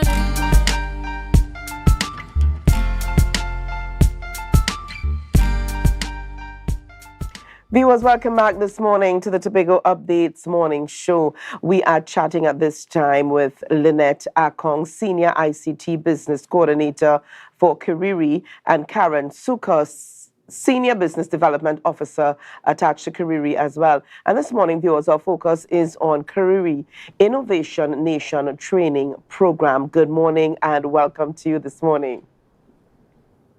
Good morning. Now, is this Lynette or is this Karen? Good morning. I'm Lynetta Kong, Senior ICT Business Coordinator at Kariri, and I am being joined by my colleague Karen, who should be on the call as well. Okay, so do we have Karen on the line with us as well? Well, we will talk here, Miss Akron. We will continue to chat. All right. So give us an idea this morning, and first of all, welcome to the program, and give us an idea this morning of the purpose. We're talking this morning about Innovation Nation Training Program. Give us some background information. What is it about? Yes. So Innovation Nation is Kariri's platform to transition Trinidad and Tobago into an innovation society, pioneering and fostering innovation, technological advancement, and entrepreneurship. The 2023 Innovation Nation cycle is our training program. It's going to be online. It's a training program approved by the Ministry of Education, and it's being done in collaboration with Republic Bank, B-Mobile, and Atlantic LNG. And in 2023, we aim to train 3,000 students through our convenient, accessible online learning management platform. We have more than 10 courses on this platform. Participants will earn a certificate of participation upon completion of the courses and a simple evaluation quiz. We're casting a wide net, so we aim to relate to all learners. We have content aimed at 10 plus, ages 10 plus, 12 plus, and 15 plus. Okay. I want to ask why here. Why this program? Why Kariri and this program? So Kariri has amassed quite a track record for engaging youth across Trinidad and Tobago in emerging tech programs in a variety of interdisciplinary areas. Since 2017, we have been creating content from our very own cross-domain subject matter experts at Kariri in the sciences, emerging technologies, entrepreneurship, and innovation. And we have consistently brought this content to emerging generation of coders, innovators, and entrepreneurs across Trinidad and Tobago. At Kariri, we are a multidisciplinary institute. In fact, we are one of a kind in Trinidad and Tobago and the region. Many people may know us for traditional types of testing of materials and scientific lab testing on environmentals and chemicals, etc. But we have another side to the nation, which is the entrepreneurship and innovation side. And we do run quite a lot of programs aimed at young entrepreneurs, startups, ideators. We also have a software development team. We develop software for industry across Trinidad and Tobago. And it is from this team that we emerged the idea that to give back to youths across Trinidad and Tobago, which we partner with corporate TNT every year to do, where our own subject matter experts bring content that is palatable to our young people across Trinidad and Tobago. Right now, you're looking for 3,000 students. Where does Tobago fit in? Right. Now, let me talk a little bit about last year's program. Now, we had our humble beginnings in this program where we brought persons into our facility, 30 at a time, because that is what we could accommodate in a computer lab. When we hit the pandemic, we were challenged to find a better way to bring content to youth, and we realized we are able to cast a wider net and reach more students. And Tobago especially had been a little challenge because to bring persons in to a classroom here with so many logistics. So when we went online, Tobago is fully included. And last year we introduced a competition element. We will also have a competition element this year as well. And I am happy and proud to say that Tobago participated well and actually placed in the top 3 in that competition element. So where does Tobago fit in this year? We are almost our limit with our intake, but we only have a handful of students from Tobago thus far. And it is my hope that this morning we would encourage the youth across Tobago and the schools across Tobago to sign up to the Innovation Nation training program. The details are on your screen right now. You should be seeing the details on your screen. If you go to our Facebook, Kariri, you will also see this ad, or you can go to our website, www.coding.kariri.com, and you will be able to peruse all our courses aimed at the ages 10 plus, 12 plus, and 15 plus. We have STEAM courses. Our courses are sectioned into 3 different thematic areas this year. Our STEAM courses, our entrepreneurship courses, and our climate action courses. Each of these thematic areas contain content for the 10 plus, 12 plus, and 15 plus age groups.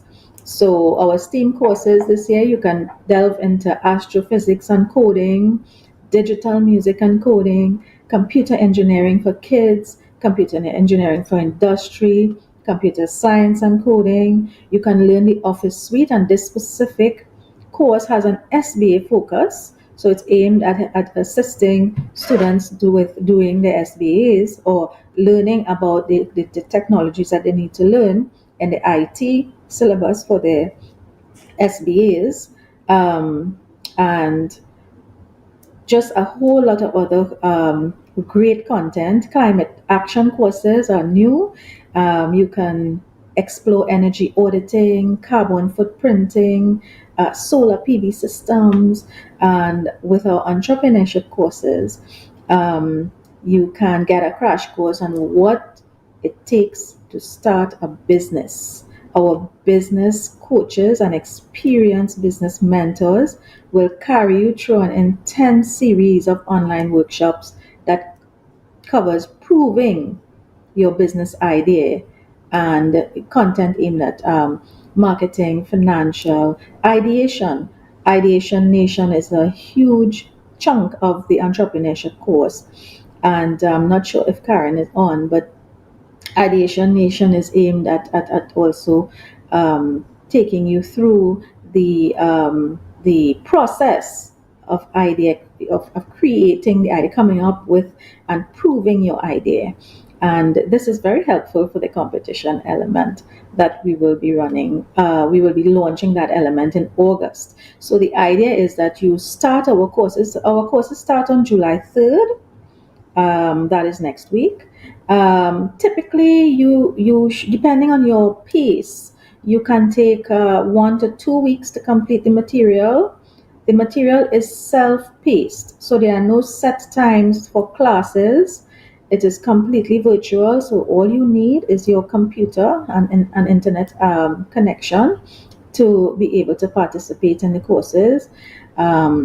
And we have built it in such a way that we're flexible with your holidays. We understand this is your vacation as well, so you get to spend time having fun and spend time having fun learning.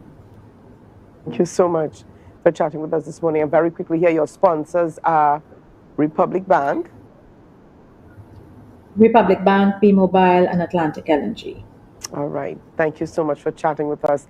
I'm certainly looking forward to that. And this is for our Tobago and Trinidad children here, ages 10 plus, 12 plus, and 15 plus. Thank you so much for chatting with us this morning. And we just chatted there with Lynette Akong, Senior ICT Business Coordinator for Kariri. Well, viewers, we're going to leave it there for this morning. We want to thank you so much for joining us. Thank you again. Thank you so much for joining us this morning.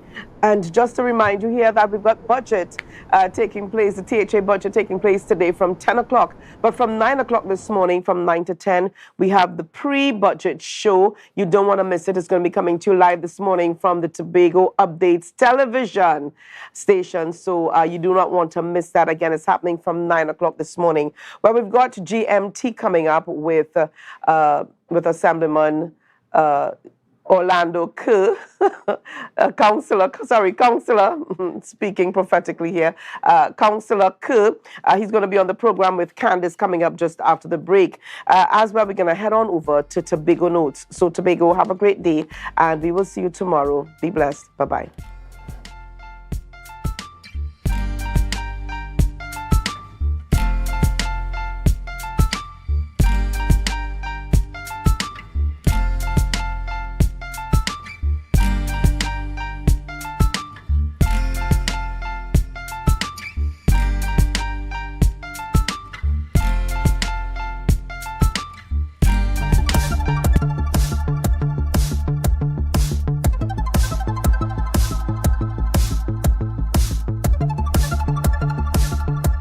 Ladies and gentlemen, the Occupational Safety and Health Department, formerly Safety and Health Unit, was established in 2012 as a strategic approach by the THA to comply with the Occupational Safety and Health Act.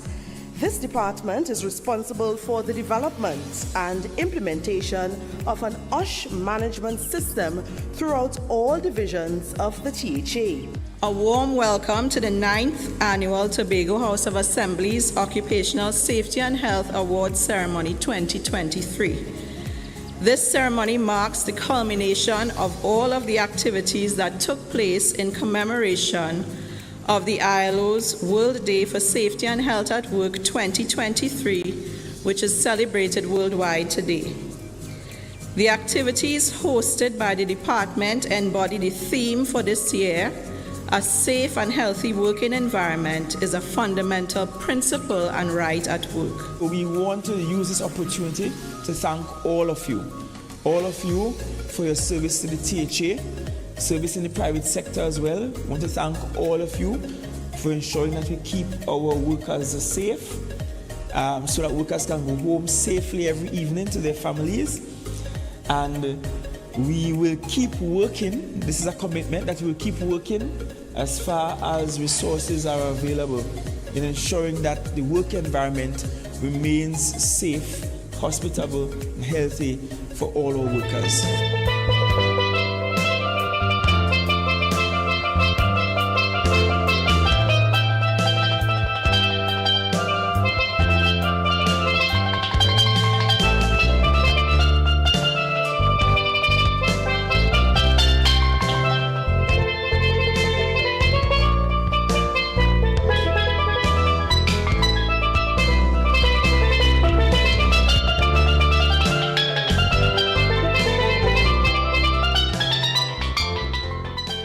Was a production of the Department of Information, Office of the Chief Secretary, Tobago House of Assembly. Yeah. Hey. Tobago updates. Good morning, Tobago. Wake up with Candace and Denise. Let's go. It's a brand new morning. Rise up to a brand new dawning as the passion start to rise. The energy fill the skies. I say thanks for favor to wake up and hear me neighbor. 60,000 people strong and the vibes is never wrong. We are beauty, we are power. We are people in the sun. We are beaches, we are rivers. We are melanated ones. We special and there is no denying Tobago. Welcome to Good Morning Tobago on Tobago Updates, your source for current affairs in Tobago, Trinidad, and the region. With the perfect conversations to complement your morning routine, I am Candace Jackson, and let's get started with the news in 90 seconds. Another audio clip was released over the weekend and is currently engaging the public's attention. 1 week ago, Chief Secretary Farley Augustine acknowledged that he was one of the persons heard in the leaked audio clip discussing hiring individuals to spread political propaganda. The second audio clip is over 8 minutes long. The voices of 2 individuals were heard discussing strategies to use propaganda against the opposition. Additionally, a dominant voice in the audio stated that multiple channels should be used to paint the opposition in a negative light, while calling for a strong propaganda machine and full-time propagandists. Meanwhile, Chief Secretary and the Secretary of Finance, Trade and the Economy, Farley Augustine, will read his second budget statement in the House today. Unlike presentations in the past, Augustine has remained silent on what is to be expected in his budget presentation.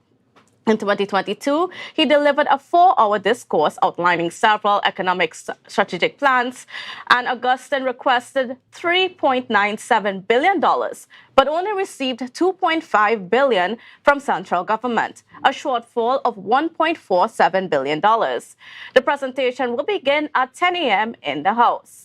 And finally, the Tobago division of the TNT Chamber of Industry and Commerce is anticipating that the budget presentation will include information on a payment plan for the island's contractors. According to Chairman Curtis Williams, many of the businesses are having issues with THA's late payments. As a result, several are concerned about meeting loan obligations. They are looking forward to a speedy resolution to the problem and hope the Chief Secretary considers them in his budget presentation. And that was the news in 90 seconds, brought to you by Coconut's Cafe. Coconut's Cafe, the buffet restaurant that specializes in all your tasty local dishes. For breakfast and for lunch. Breakfast includes coconut bake and sada roti, served with chokers, bull joil, and sausages in tomato sauce. Not forgetting beef and cheese pies, shepherd's pie, macaroni pie, and rice in various styles. Meat served in a variety of flavors, garden salads, and pasta salads. All this accompanied by fruit juices, coconut water, your choice of a great combination to appease your taste buds. So call us today to order, as we are here to accommodate your busy schedules or if you are having a cooking day off. To Good Morning Tobago on Tobago Updates viewers. Now, over the weekend, as we heard from our news, we had a second audio clip released. Minority Leader Calvin Morris went on radio 95.5 FM to release an 8-minute clip regarding, a little extension of what we heard a few weeks ago. So, and of course, in that clip, there were some details about, the strategy for public relations, for how the current administration of the THA will handle their image going forward. Now, to give us some perspectives, because it is our information that there are more clips around and more will be released in the coming weeks, perhaps months, and to give us a perspective on that, we have Councillor Orlando Kerr, who is also the Assistant Secretary of Education, Research and Technology. Good morning and welcome to you, sir. How are you? Good morning, Candice, and good morning to Tobago and your wider viewing and listening audience. And I'm doing okay, I'm doing fine. On a morning where it's a very big morning in Tobago, perhaps the biggest morning of the year, it's budget day in Tobago, but yet we are concerned with another audio clip that is also quite controversial and is, generating a lot of negative attention. First of all, when and where was this 8-minute clip recorded? Well, I don't think I would be able to say, because we have had quite a few meetings and so on, so a clip such as this one, I would not be able to tell you when and where. But the concern really is that, and one of the reasons why I chose to come on this morning is to talk to Tobago, really. Not really to respond to what is out there, but to talk to Tobago and Tobagonians, because I think that it is important that we do that. So that the focus for me is not to try to analyze or, take apart the audio recording, but to try to connect the dots in terms of what has been happening lately in Tobago, because it is a concerted effort to try to put a narrative out there. It is a concerted effort to try to distract, to try to create chaos, to try to create mayhem in Tobago. And to distract the population from what is really the main issue. So that this morning I'm not here to try to respond to them, but more to talk to Tobagonians and let Tobagonians understand what really is at stake. What is the main issue, in your opinion? In my opinion, I think that there are some fundamental issues of integrity, because, it has been touted that, these recordings are saying certain things. Let's put that into perspective. If it is that these recordings are saying certain things and they would have come out and they said that these are being investigated, I'm asking myself how the minority leader feels so comfortable to go on a national radio station and release the contents of a closed meeting. Now, and why I want to talk about that, because I don't know if we are losing our way as politicians. Is it that now the way to do politics is to try to dig up dirt, get recordings on your opponents and release those dirty recordings? And is it that is the way we are going to go? Because if that is the way we are going to go, we're in a lot of trouble. If it is that you're going to be spying on your opponents and trying to get dirt, rather than focus on the issues that affect the Tobago population and how those issues are treated with, I think that is the way we need to go. Now, you made a mention something. You said spying on the meetings. I want you to expand on that a little bit. No, well, what I'm saying is this, right? When you open Pandora's box, how are you going to close it? Because this is just the start. We understand, based on what you would have said earlier, that there are other recordings. And is it that, how did they get the recording? Why do they feel the need to have these recordings published in the public space? It's similar to you in your own home doing certain things that are within the confines of your home. I remember the Prime Minister, and again, you could look at them and the posture and what they say, and you know that what is coming. He alluded to this as being, he was on the golf course and he wanted to take a pee, and he felt that he shouldn't do that because you never know who's taping. But that's a different situation. That is in the public space. It is not that this meeting took place in a bar or on the side of the street or in some public place. This is a closed meeting, and therefore, there are things that happen in closed meetings. For example, even in cabinet, there are raw discussions that will take place that are not for public consumption. So if it is that the opposition is of the view that some law has been broken, then make whatever you have available to the police. But you are there putting it on national television, national radio, and trying to gain political points for what you have assessed as some breach of the law. And I'm saying that they have already said that it has been investigated. Let us see what the investigation relieves. But to tear these recordings from time to time, is it that next week we're going to hear another clip of somebody again? So therefore, there's a moral value and a moral ethical issue here, right? That you are taking, however you got it, clips of a closed meeting and putting it out into the public space and saying that you are concerned about the public, so that is why you're doing it. I beg to differ. What about the morality of the content of the audio recording? Because that is an issue that a lot of people have brought up in the public space. There was a promise that the governance would be different, and then the contents seems to be contrary to what was promised on the campaign trail. But the reality is this, Candice, right? Our chief secretary is a young chief secretary, right? And mistakes have been made. Nobody's perfect. Any discussion, you can have discussion on any matter, and you will get ideas, different ideas coming around and so on on various, But that does not mean that. Most important, if you reflect on those ideas, and then you realize, you know what, that's not the way to go. So that I don't know that, someone can be chastised or even vilified for having frank discussions. You have frank discussions, and that's what I'm saying, that it's not everything that is discussed at these meetings for public consumption. Because when you go into a closed meeting, that is why it is a closed meeting. Because you are going to have the kind of discussions that are not, savory, right? But the reality is how you go after that. And that is the point. So that I understand that there are persons who have those concerns. I have no challenges with that. But part of my concern is that we have a situation where the flip of this whole thing was brought up by the chief secretary, where he was being extorted, where we have evidence of a lot of corruption. And while I hear the other side talking about the audio, that they have said that is under investigation. So let the investigation go on and we'll see what is going to happen there. I have not heard one single word about the corruption. I live in Dallaford. Dallaford Bay Road is one of the roads that was mentioned, right? That's where my wife is from. And not a pebble has been moved on that road. Not a pebble. No paving, no patching, nothing. But there's an invoice to the THE for paving of that road. And if it is that we are so concerned about morals and ethics and so on, let us be fair across the board.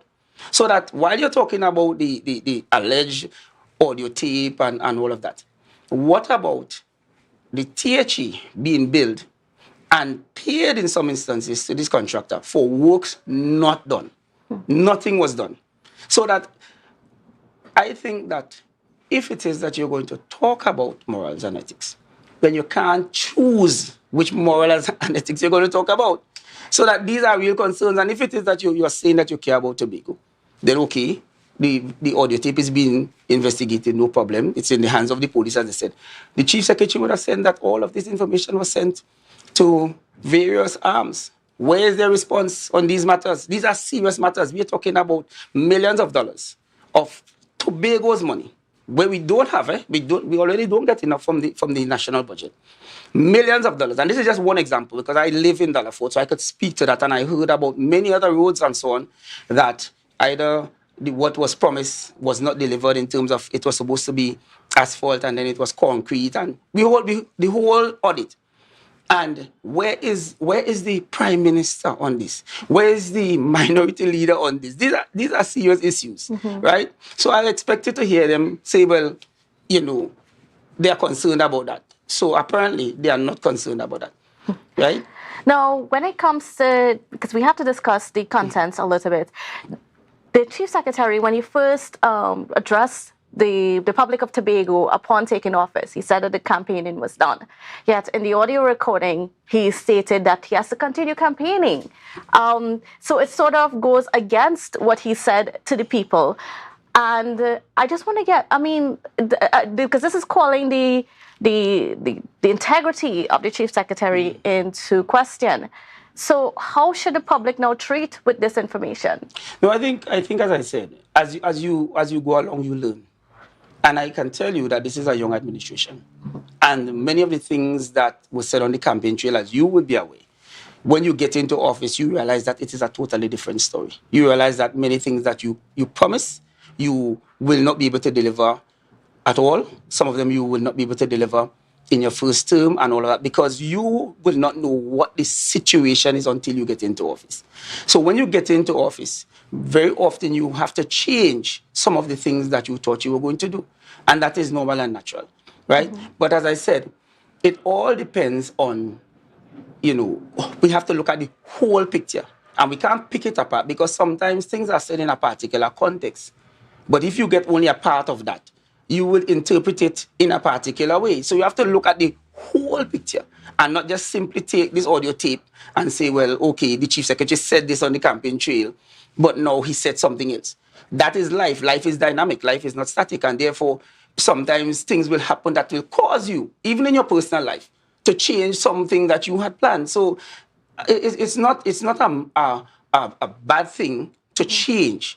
I understand the concern of the public, and that is why I said today is not about the opposition. Today is about talking to Tobago and letting Tobago understand that at the end of the day, right, we are dealing with people, we're dealing with human beings. You're dealing with a young administration. You're dealing with an administration that came into office not expecting some of the things that they found.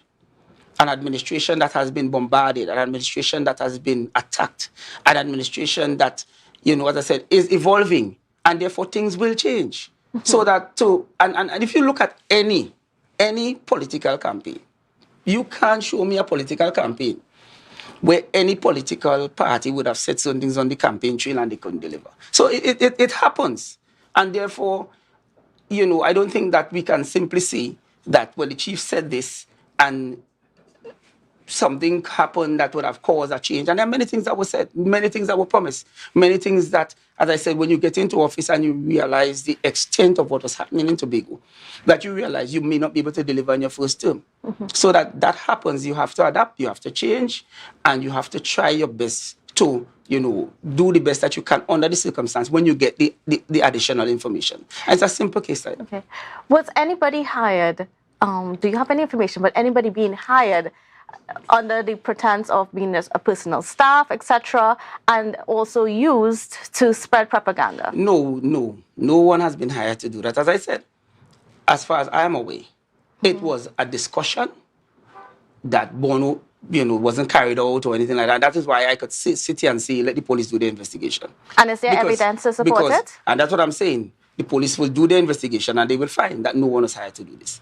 That is the reality, right? But I'm saying that in these kinds of meetings, you have very frank discussions. As a matter of fact, some of these meetings can get so heated that you can use some words that you would not normally use out into the public. And that is why these things are not for public consumption. At the level of these meetings, even among the members and so on, you may have disagreements, and so on. So these are things that happen, and that's why it's a closed meeting. Just like cabinet is a closed meeting, I'm sure that they have very unsavory discussions at the level of cabinet. It is the same thing that is going to happen here. But is it that we get tapes of these meetings and we release it out to the public?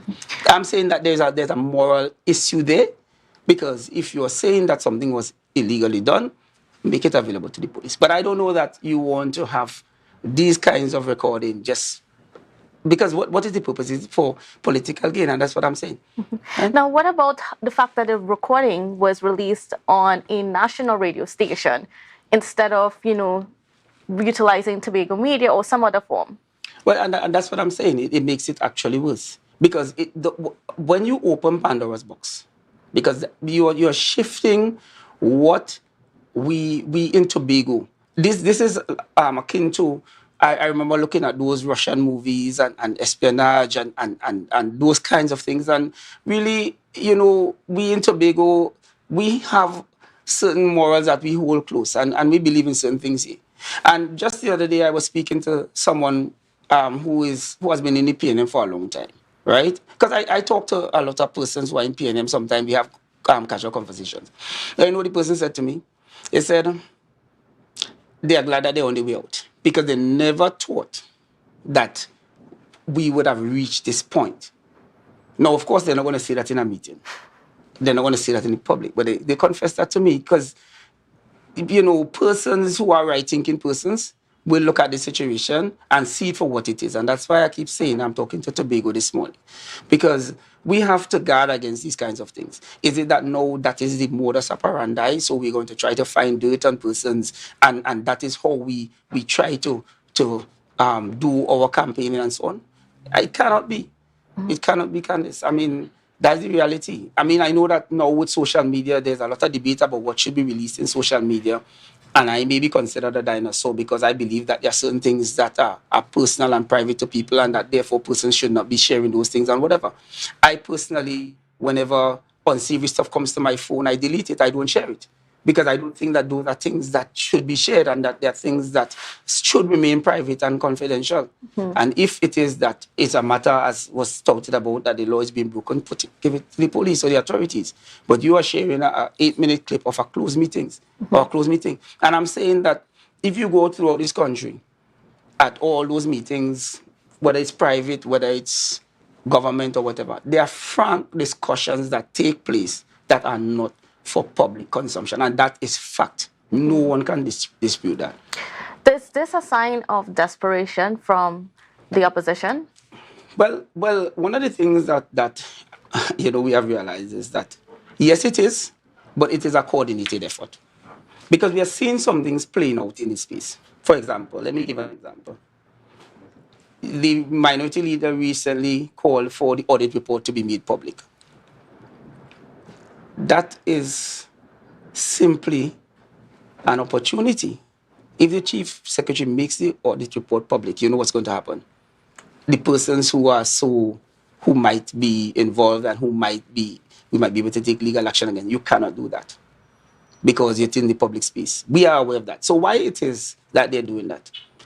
These are the questions that Tobago must ask themselves. Why it is that you are trying to call on the chief secretary to do something that you are aware that if he does it, it's going to make the persons who might be culpable get away scot-free. It has happened in Trinidad and Tobago before.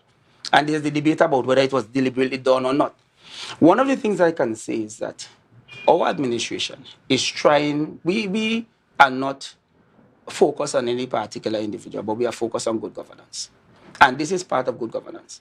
You cannot simply go out there and pay these persons when you are seeing that there's a trail where, so in some instances, as I said, no work was done. In some instances, half the work was done, quarter the work was done. In some instances, the work was done poorly and so on.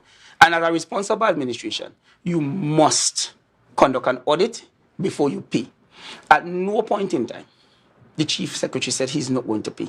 He has always said he is going to pay, but he is going to do the audit. And for any right-thinking Tobagonian who understands that there must be accountability, I think that there is no question about that. So I don't understand why the persons on the other side consistently say, pay them. Why are you just simply saying that we should just pay them when you are aware that we are looking to accountability? We must be able to account for what we pay and so on. And one of the things that we have realized, as I said, I was saying before, so you're calling for the audit to be made public. And they have constantly, over the last couple of weeks, been bombarding Tobago with a host of different things. So it started with the recording, then it went to the appointment of the chief administrator. Now, fortunately for me, I was in tutor, so I understand a lot about these public service appointments and so on.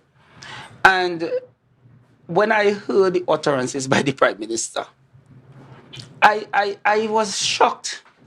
I was literally shocked that the Prime Minister alluded to the Chief Secretary is the one who somehow was able to have this senior public servant suspended. I'm like, but the politician has no part in that, right? And then the issue of who is to appoint the chief administrator and then who they wanted to appoint as chief administrator. I'm connecting the dots, right? And therefore, you know, I'm speaking to Tobago. Ask yourself these questions. Why are all these things happening at the same time, but they are all related? What about in terms of the accusations of blackmail? Tell me a little bit about just some of that you all experienced on the Executive Council. What are the forms of blackmail you guys received and that sort of thing? Well, maybe after this interview, I might get some threats. I don't know. But I am aware that other secretaries have gotten threats, right? I don't want to single out any secretary, but I know that in many instances, secretaries have been very distraught. Because remember, you are not used to this. As I said earlier, you came into this situation, you're a bit naive, you're thinking that, okay, you're going to go into office and you're going to try your best to see what you can do to improve the life and the lives of Tobagonians. Never did you think that if you do this thing in a particular way, you're going to be receiving phone calls and those kinds of things, and you're going to be told, well, if you don't do this, what is going to happen to you and all of that. And therefore, it has been very traumatic for some of us. Because, as I said earlier, we knew, we're naive, and we didn't expect that aspect of it. That part where you think that your life and your children's lives, will be in danger for trying to do your job to the best of your ability. And therefore, we are again trying to adapt, because this is something now that we have to try to be mindful of. We have to try to do things differently. I know that persons, even when they're going home for meetings, they try to, not be predictable and so on, because the threat is real, right? And then, we have a situation where the chief secretary said that the police did not take those threats seriously. Is that correct? Well, the thing about it is that, and I would not want to pronounce on the actions or the inactions of the police, right? But there's a saying, if it looks like a duck, it quacks like a duck, it is a duck. Because what we find strange is that these reports are being made and nothing is happening.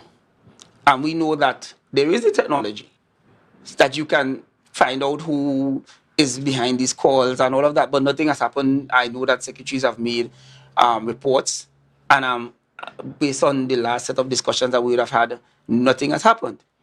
But we have to live and we have to go on. And I don't want to say that or who controls the national security apparatus or what has been happening. As I said earlier, I find it passing strange that these documents were released to various agencies within the police service, but they are actively, and they came out in the public space and saying that they're investigating an alleged audio tape. But there are some bigger issues here that we haven't heard anything on. Maybe they're actively engaging in it. I don't know. But I'm just saying that I wouldn't want to say what is the reason or what isn't the reason why these things are not being treated seriously. I don't know if they're waiting for somebody to actually get injured or hurt or even killed before they take it seriously. Because Isn't that serious? I would not, at this point in time, simply dismiss a threat. I will not. And I am hoping that it is not serious, but I am not going to dismiss it. Because one of the things that you asked earlier is that if this is desperation, and we have never seen this kind of politics in Trinidad and Tobago, and that is the reality. And there are persons who are in the public space who are saying they wonder, well, what is going on? This kind of constant barrage and attack. And the Prime Minister did say that if Tobagonians didn't vote for PNM, that you all are going to have a hard time. And he's holding to his word. I think the last time I checked, and I don't know if it has changed, there is no permanent secretary attached to CAS, right? That could also create some potential issues down the road. We are waiting to see. So all these people who are here, who are supposed to be functioning in Tobago to ensure that Tobagonians, enjoy what they have been enjoying and get the salaries and get various services, all of a sudden, we are seeing that it's a difficult thing to do. This is not the first chief administrator the Prime Minister has appointed, but somehow he had amnesia and forget that he's the person who's supposed to do it. And all of a sudden, it's everybody else to blame. Mm-hmm. And, that is my disappointment, because I think that the media has a role to play in all of this. I am saying that because I think that the information is out there. The information is out there, it's available, it is in the Constitution, and, nothing is wrong with interviewing people like myself to give their perspective on things, but I think the media also, in things like this that are factual, that you can do the research and say it to the population, because it's a learning exercise, that these are the steps. When we did our research, these are the steps to have a chief administrator appointed in Tobago. All right. Well, we're going to have a sticker pin right there because we've got to take a quick break. But when we return, we'll continue our conversations with Councillor Orlando Kerr. The energy fill the sky. Right now, Tobagonians are just currying down to Bonaccord, right in Stobie Local Road. You know why? To come down and shop at Authentic Builders General Hardware, the only hardware store in Tobago that is giving you guys Trinidad prices. So for instance, such as steel, 1/2 inch and 5/8, $7,895. 5/8 construction ply for $260. Every single thing that you will need to do your home renovation or start your new construction, we have it right here. And to get your quotation, it's very easy. Just WhatsApp us at 272-1990 and we will do your free WhatsApp quotation for you.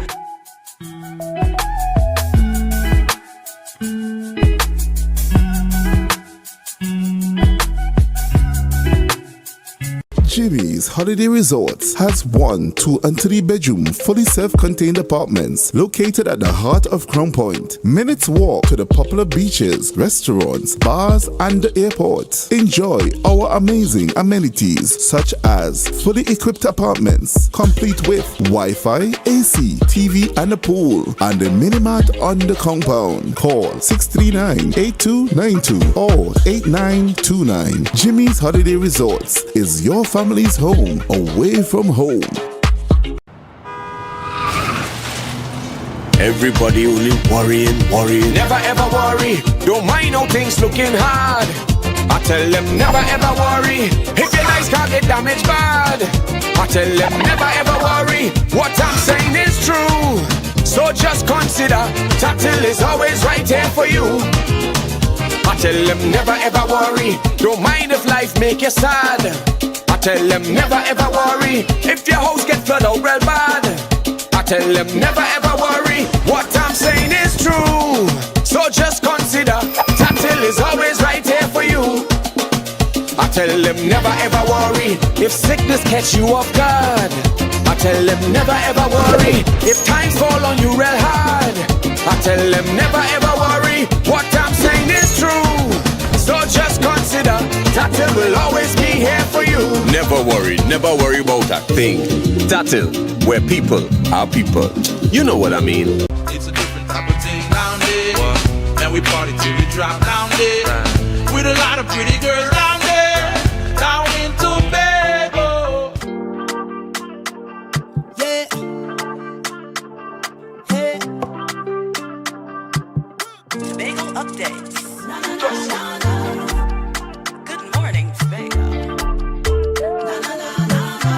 Wake up with Candace and Denise. Welcome back to Good Morning Tobago on Tobago Updates. And yes, viewers, you are seeing the legislative building because we are getting ready for what is like one of the biggest days of the year here in Tobago. It is the THA budget day. It sort of snuck up on us, just with everything that's happening in our space. But don't you worry, we at Tobago Updates are going to give you some very, very detailed and exclusive coverage with a pre-budget, starting with the pre-budget show after GMT, as well as live coverage of the presentation in the House by the Chief Secretary, a post-budget show, and a nightly show. So you're going to want to stay tuned. But returning to our conversation this morning on Set With Me, we have Councillor Orlando Kerr, who is also the Assistant Secretary in the Division of Education, Research and Technology. And of course, we are speaking about, all of the things that are happening in the space. Today is budget day, but we are distracted by the second release of an audio clip and so on. Mr. Kerr, I want you to speak a little bit on the fact that all of this is happening. You guys have your perspective on it, the opposition has their perspective, but at the heart of it, the man on the ground, the public, they are very confused, they are very wary, very disappointed. All of these sentiments are coming out as more and more of these clips, as more and more of these allegations are circulating in the space. And I'm glad that you asked that question, because constantly we are met by persons. Yesterday I was at the gas station. There's a gentleman who I know. I don't know what his political affiliation is. And he called me. People always call me in the public, and I went over and he said, you all hold on, stay strong, we see what's going on. And a lot of my colleagues are saying the same thing to me. Persons are coming to pray with them. Persons are coming, to speak with them. And I get this sense, because Tobago has always had a very intelligent population who can see these things. And to me, persons are seeing this for what it is. This whole issue is about trying to distract Tobago from an audit report and what will follow, so that this is coordinated. You mentioned something earlier. Today's budget day. One of the most important days in Tobago, if not the most important. It is the day that Tobago tries to put out there the plan for the future and for the next year, and what it is that we require, which we have been getting short all the time. And what does the opposition do? They try to organize a march. Mind you, my information is that there are persons from Trinidad who came up for this march. This is a whole other story, because you have Trinidadians coming up to try to remove our Chief Secretary in Tobago, which is typical of the PNM, right? But it's budget day, the day that Tobago's next year, fiscal year, is going to depend on. And all you can do today is to try to organize a march to remove the executive so that you could get back into power. It tells me where your thinking lies. It tells me that you don't really care about Tobago. Because notwithstanding your feelings and your thoughts and your ideas, and mind you, there have been numerous marches in Trinidad to remove Keith Rowley. So having a march, we don't have a problem with that, right? But we are saying that today which is one of the most important days where Tobagonians are struggling and suffering, and we have inherited a debt of over $1 billion and so on. And we are about the planning for the future of our children, education, agri, health, everything. And rather than you be a part of the process, you are thinking about distracting the population by having a march today and bring up boatloads of Trinidadians to try to remove our chief secretary. But this is indicative of how the PNM has operated. Because I remember in 2020, this is normal. The internal elections were very nasty. And you could not believe that all of these persons were on the same side. The kind of mudslinging, the kind of character assassination and all these things that were going on. And it was orchestrated because we recognized what eventually happened, because they needed someone there who could facilitate certain things. And we saw what was the result of that. When it was the 6-6, lands were being bought in Bacalet for $40-something million and that kind of thing. Who was the land bought from? Think about it. Connect the dots. And I'm saying that Tobagonians have to be mindful. These are not things that I am saying, or these are the facts. Right?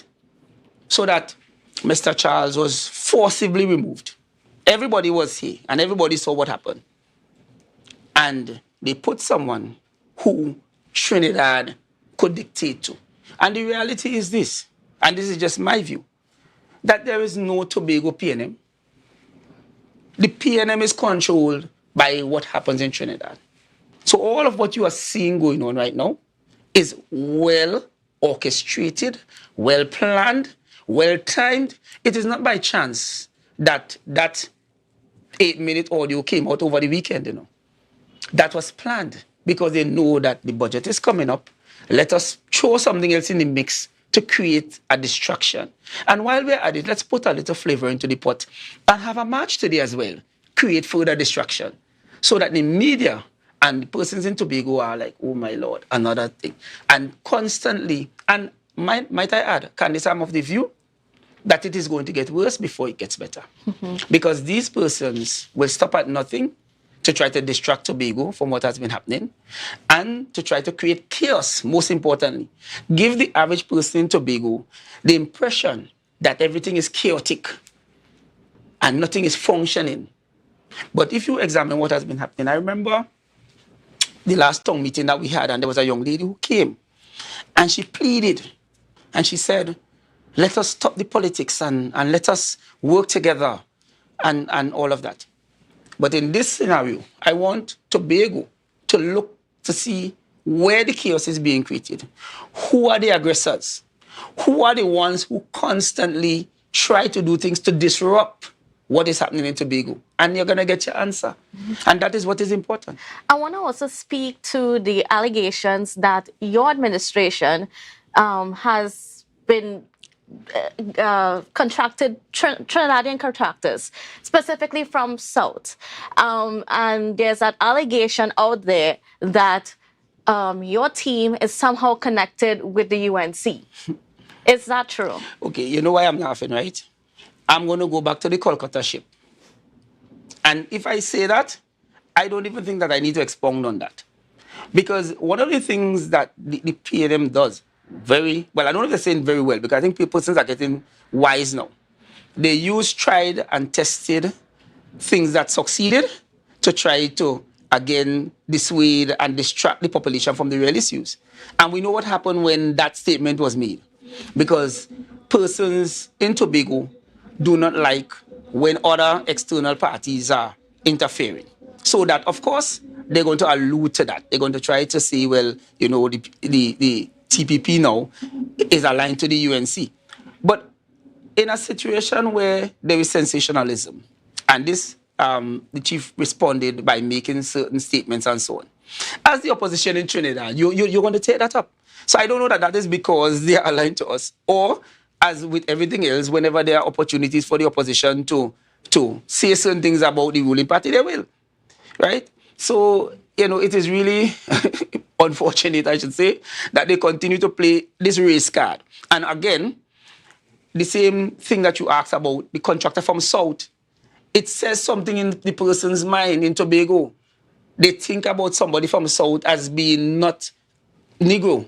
So that again, they play in the race card to try to incite Tobagonians into thinking that we are taking Tobago's dollars and giving it to persons in Trinidad. And not just persons in Trinidad, but persons from South.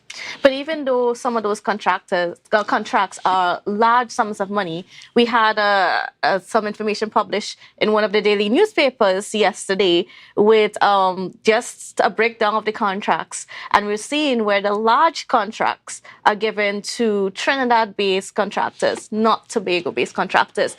How do you trade with that? But I think based on my knowledge, right, what was said is that a lot of these larger contracts are design build finance, which means that you have to do the contract, and sometimes in many instances you're not going to be paid for sometimes 2 years. And that is the reality of what happens, in that there are not many contractors in Tobago who could spend that kind of money and not get a cent up front and have to wait for a very long time to get the money. But I want to just add something into the pot. Because these same people who are touting about Trinidad contractors getting contract, there's a present minister of government who got numerous contracts under the past administration. He's from Trinidad, and he has numerous companies registered in Tobago and was eating the lion's share. Why they don't say that? And they as well had contractors from Trinidad. So the thing is, right, what the administration is doing, we have to try to build our contractors in Tobago to give them that capacity, right? But the reality is that I don't know that you could live on the Twin Island of Trinidad and Tobago and say you're not going to give any contracts to persons in Trinidad. And I think that, again, it's about trying to create sensationalism. It's about trying to create a narrative, right? And, as I said, Tobagonians have to open their eyes and look and see what is happening. Because one of the things that we have recognized is that every single thing that we try to do to advance this island, we are being stopped, we are being sidetracked, we are being stymied through the use of state agencies and all these things, because they don't really want Tobago to develop. They are willing to sacrifice Tobago so once they can get back into office. And I can tell you that persons of that party are party first. They have shown that time and time again. PNM first and country after. So is that the reason why this whole talk of shaping the narrative came from the Executive Council?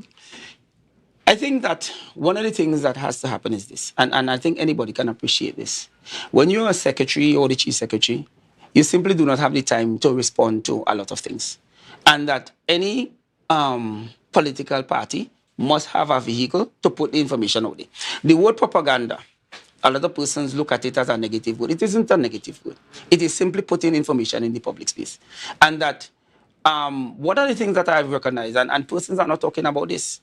There are some fake profiles on Facebook that are very rude, very disrespectful, the kind of things that they are spewing, and we know where they come from, right? And it's as though we are pretending as though we don't know that these things are happening, right? And as I said, when you have a new executive coming into office, inexperienced, even naive in some instances, you will have frank discussions, because when you are being bombarded, you're trying to figure out, how do I respond to these things? And therefore, discussions will take place, right? And that is my disappointment when persons are behaving as though, they don't understand that in the real world, if things are happening, you have to try to react to them and so on. And therefore, you're going to have a host of solutions coming at you. Right. But it's the choice of the solution that is what is most important. So that people continue to happen. Well, they were discussing this. Okay, it was discussed. But the choice of the solution, that is what matters. Right?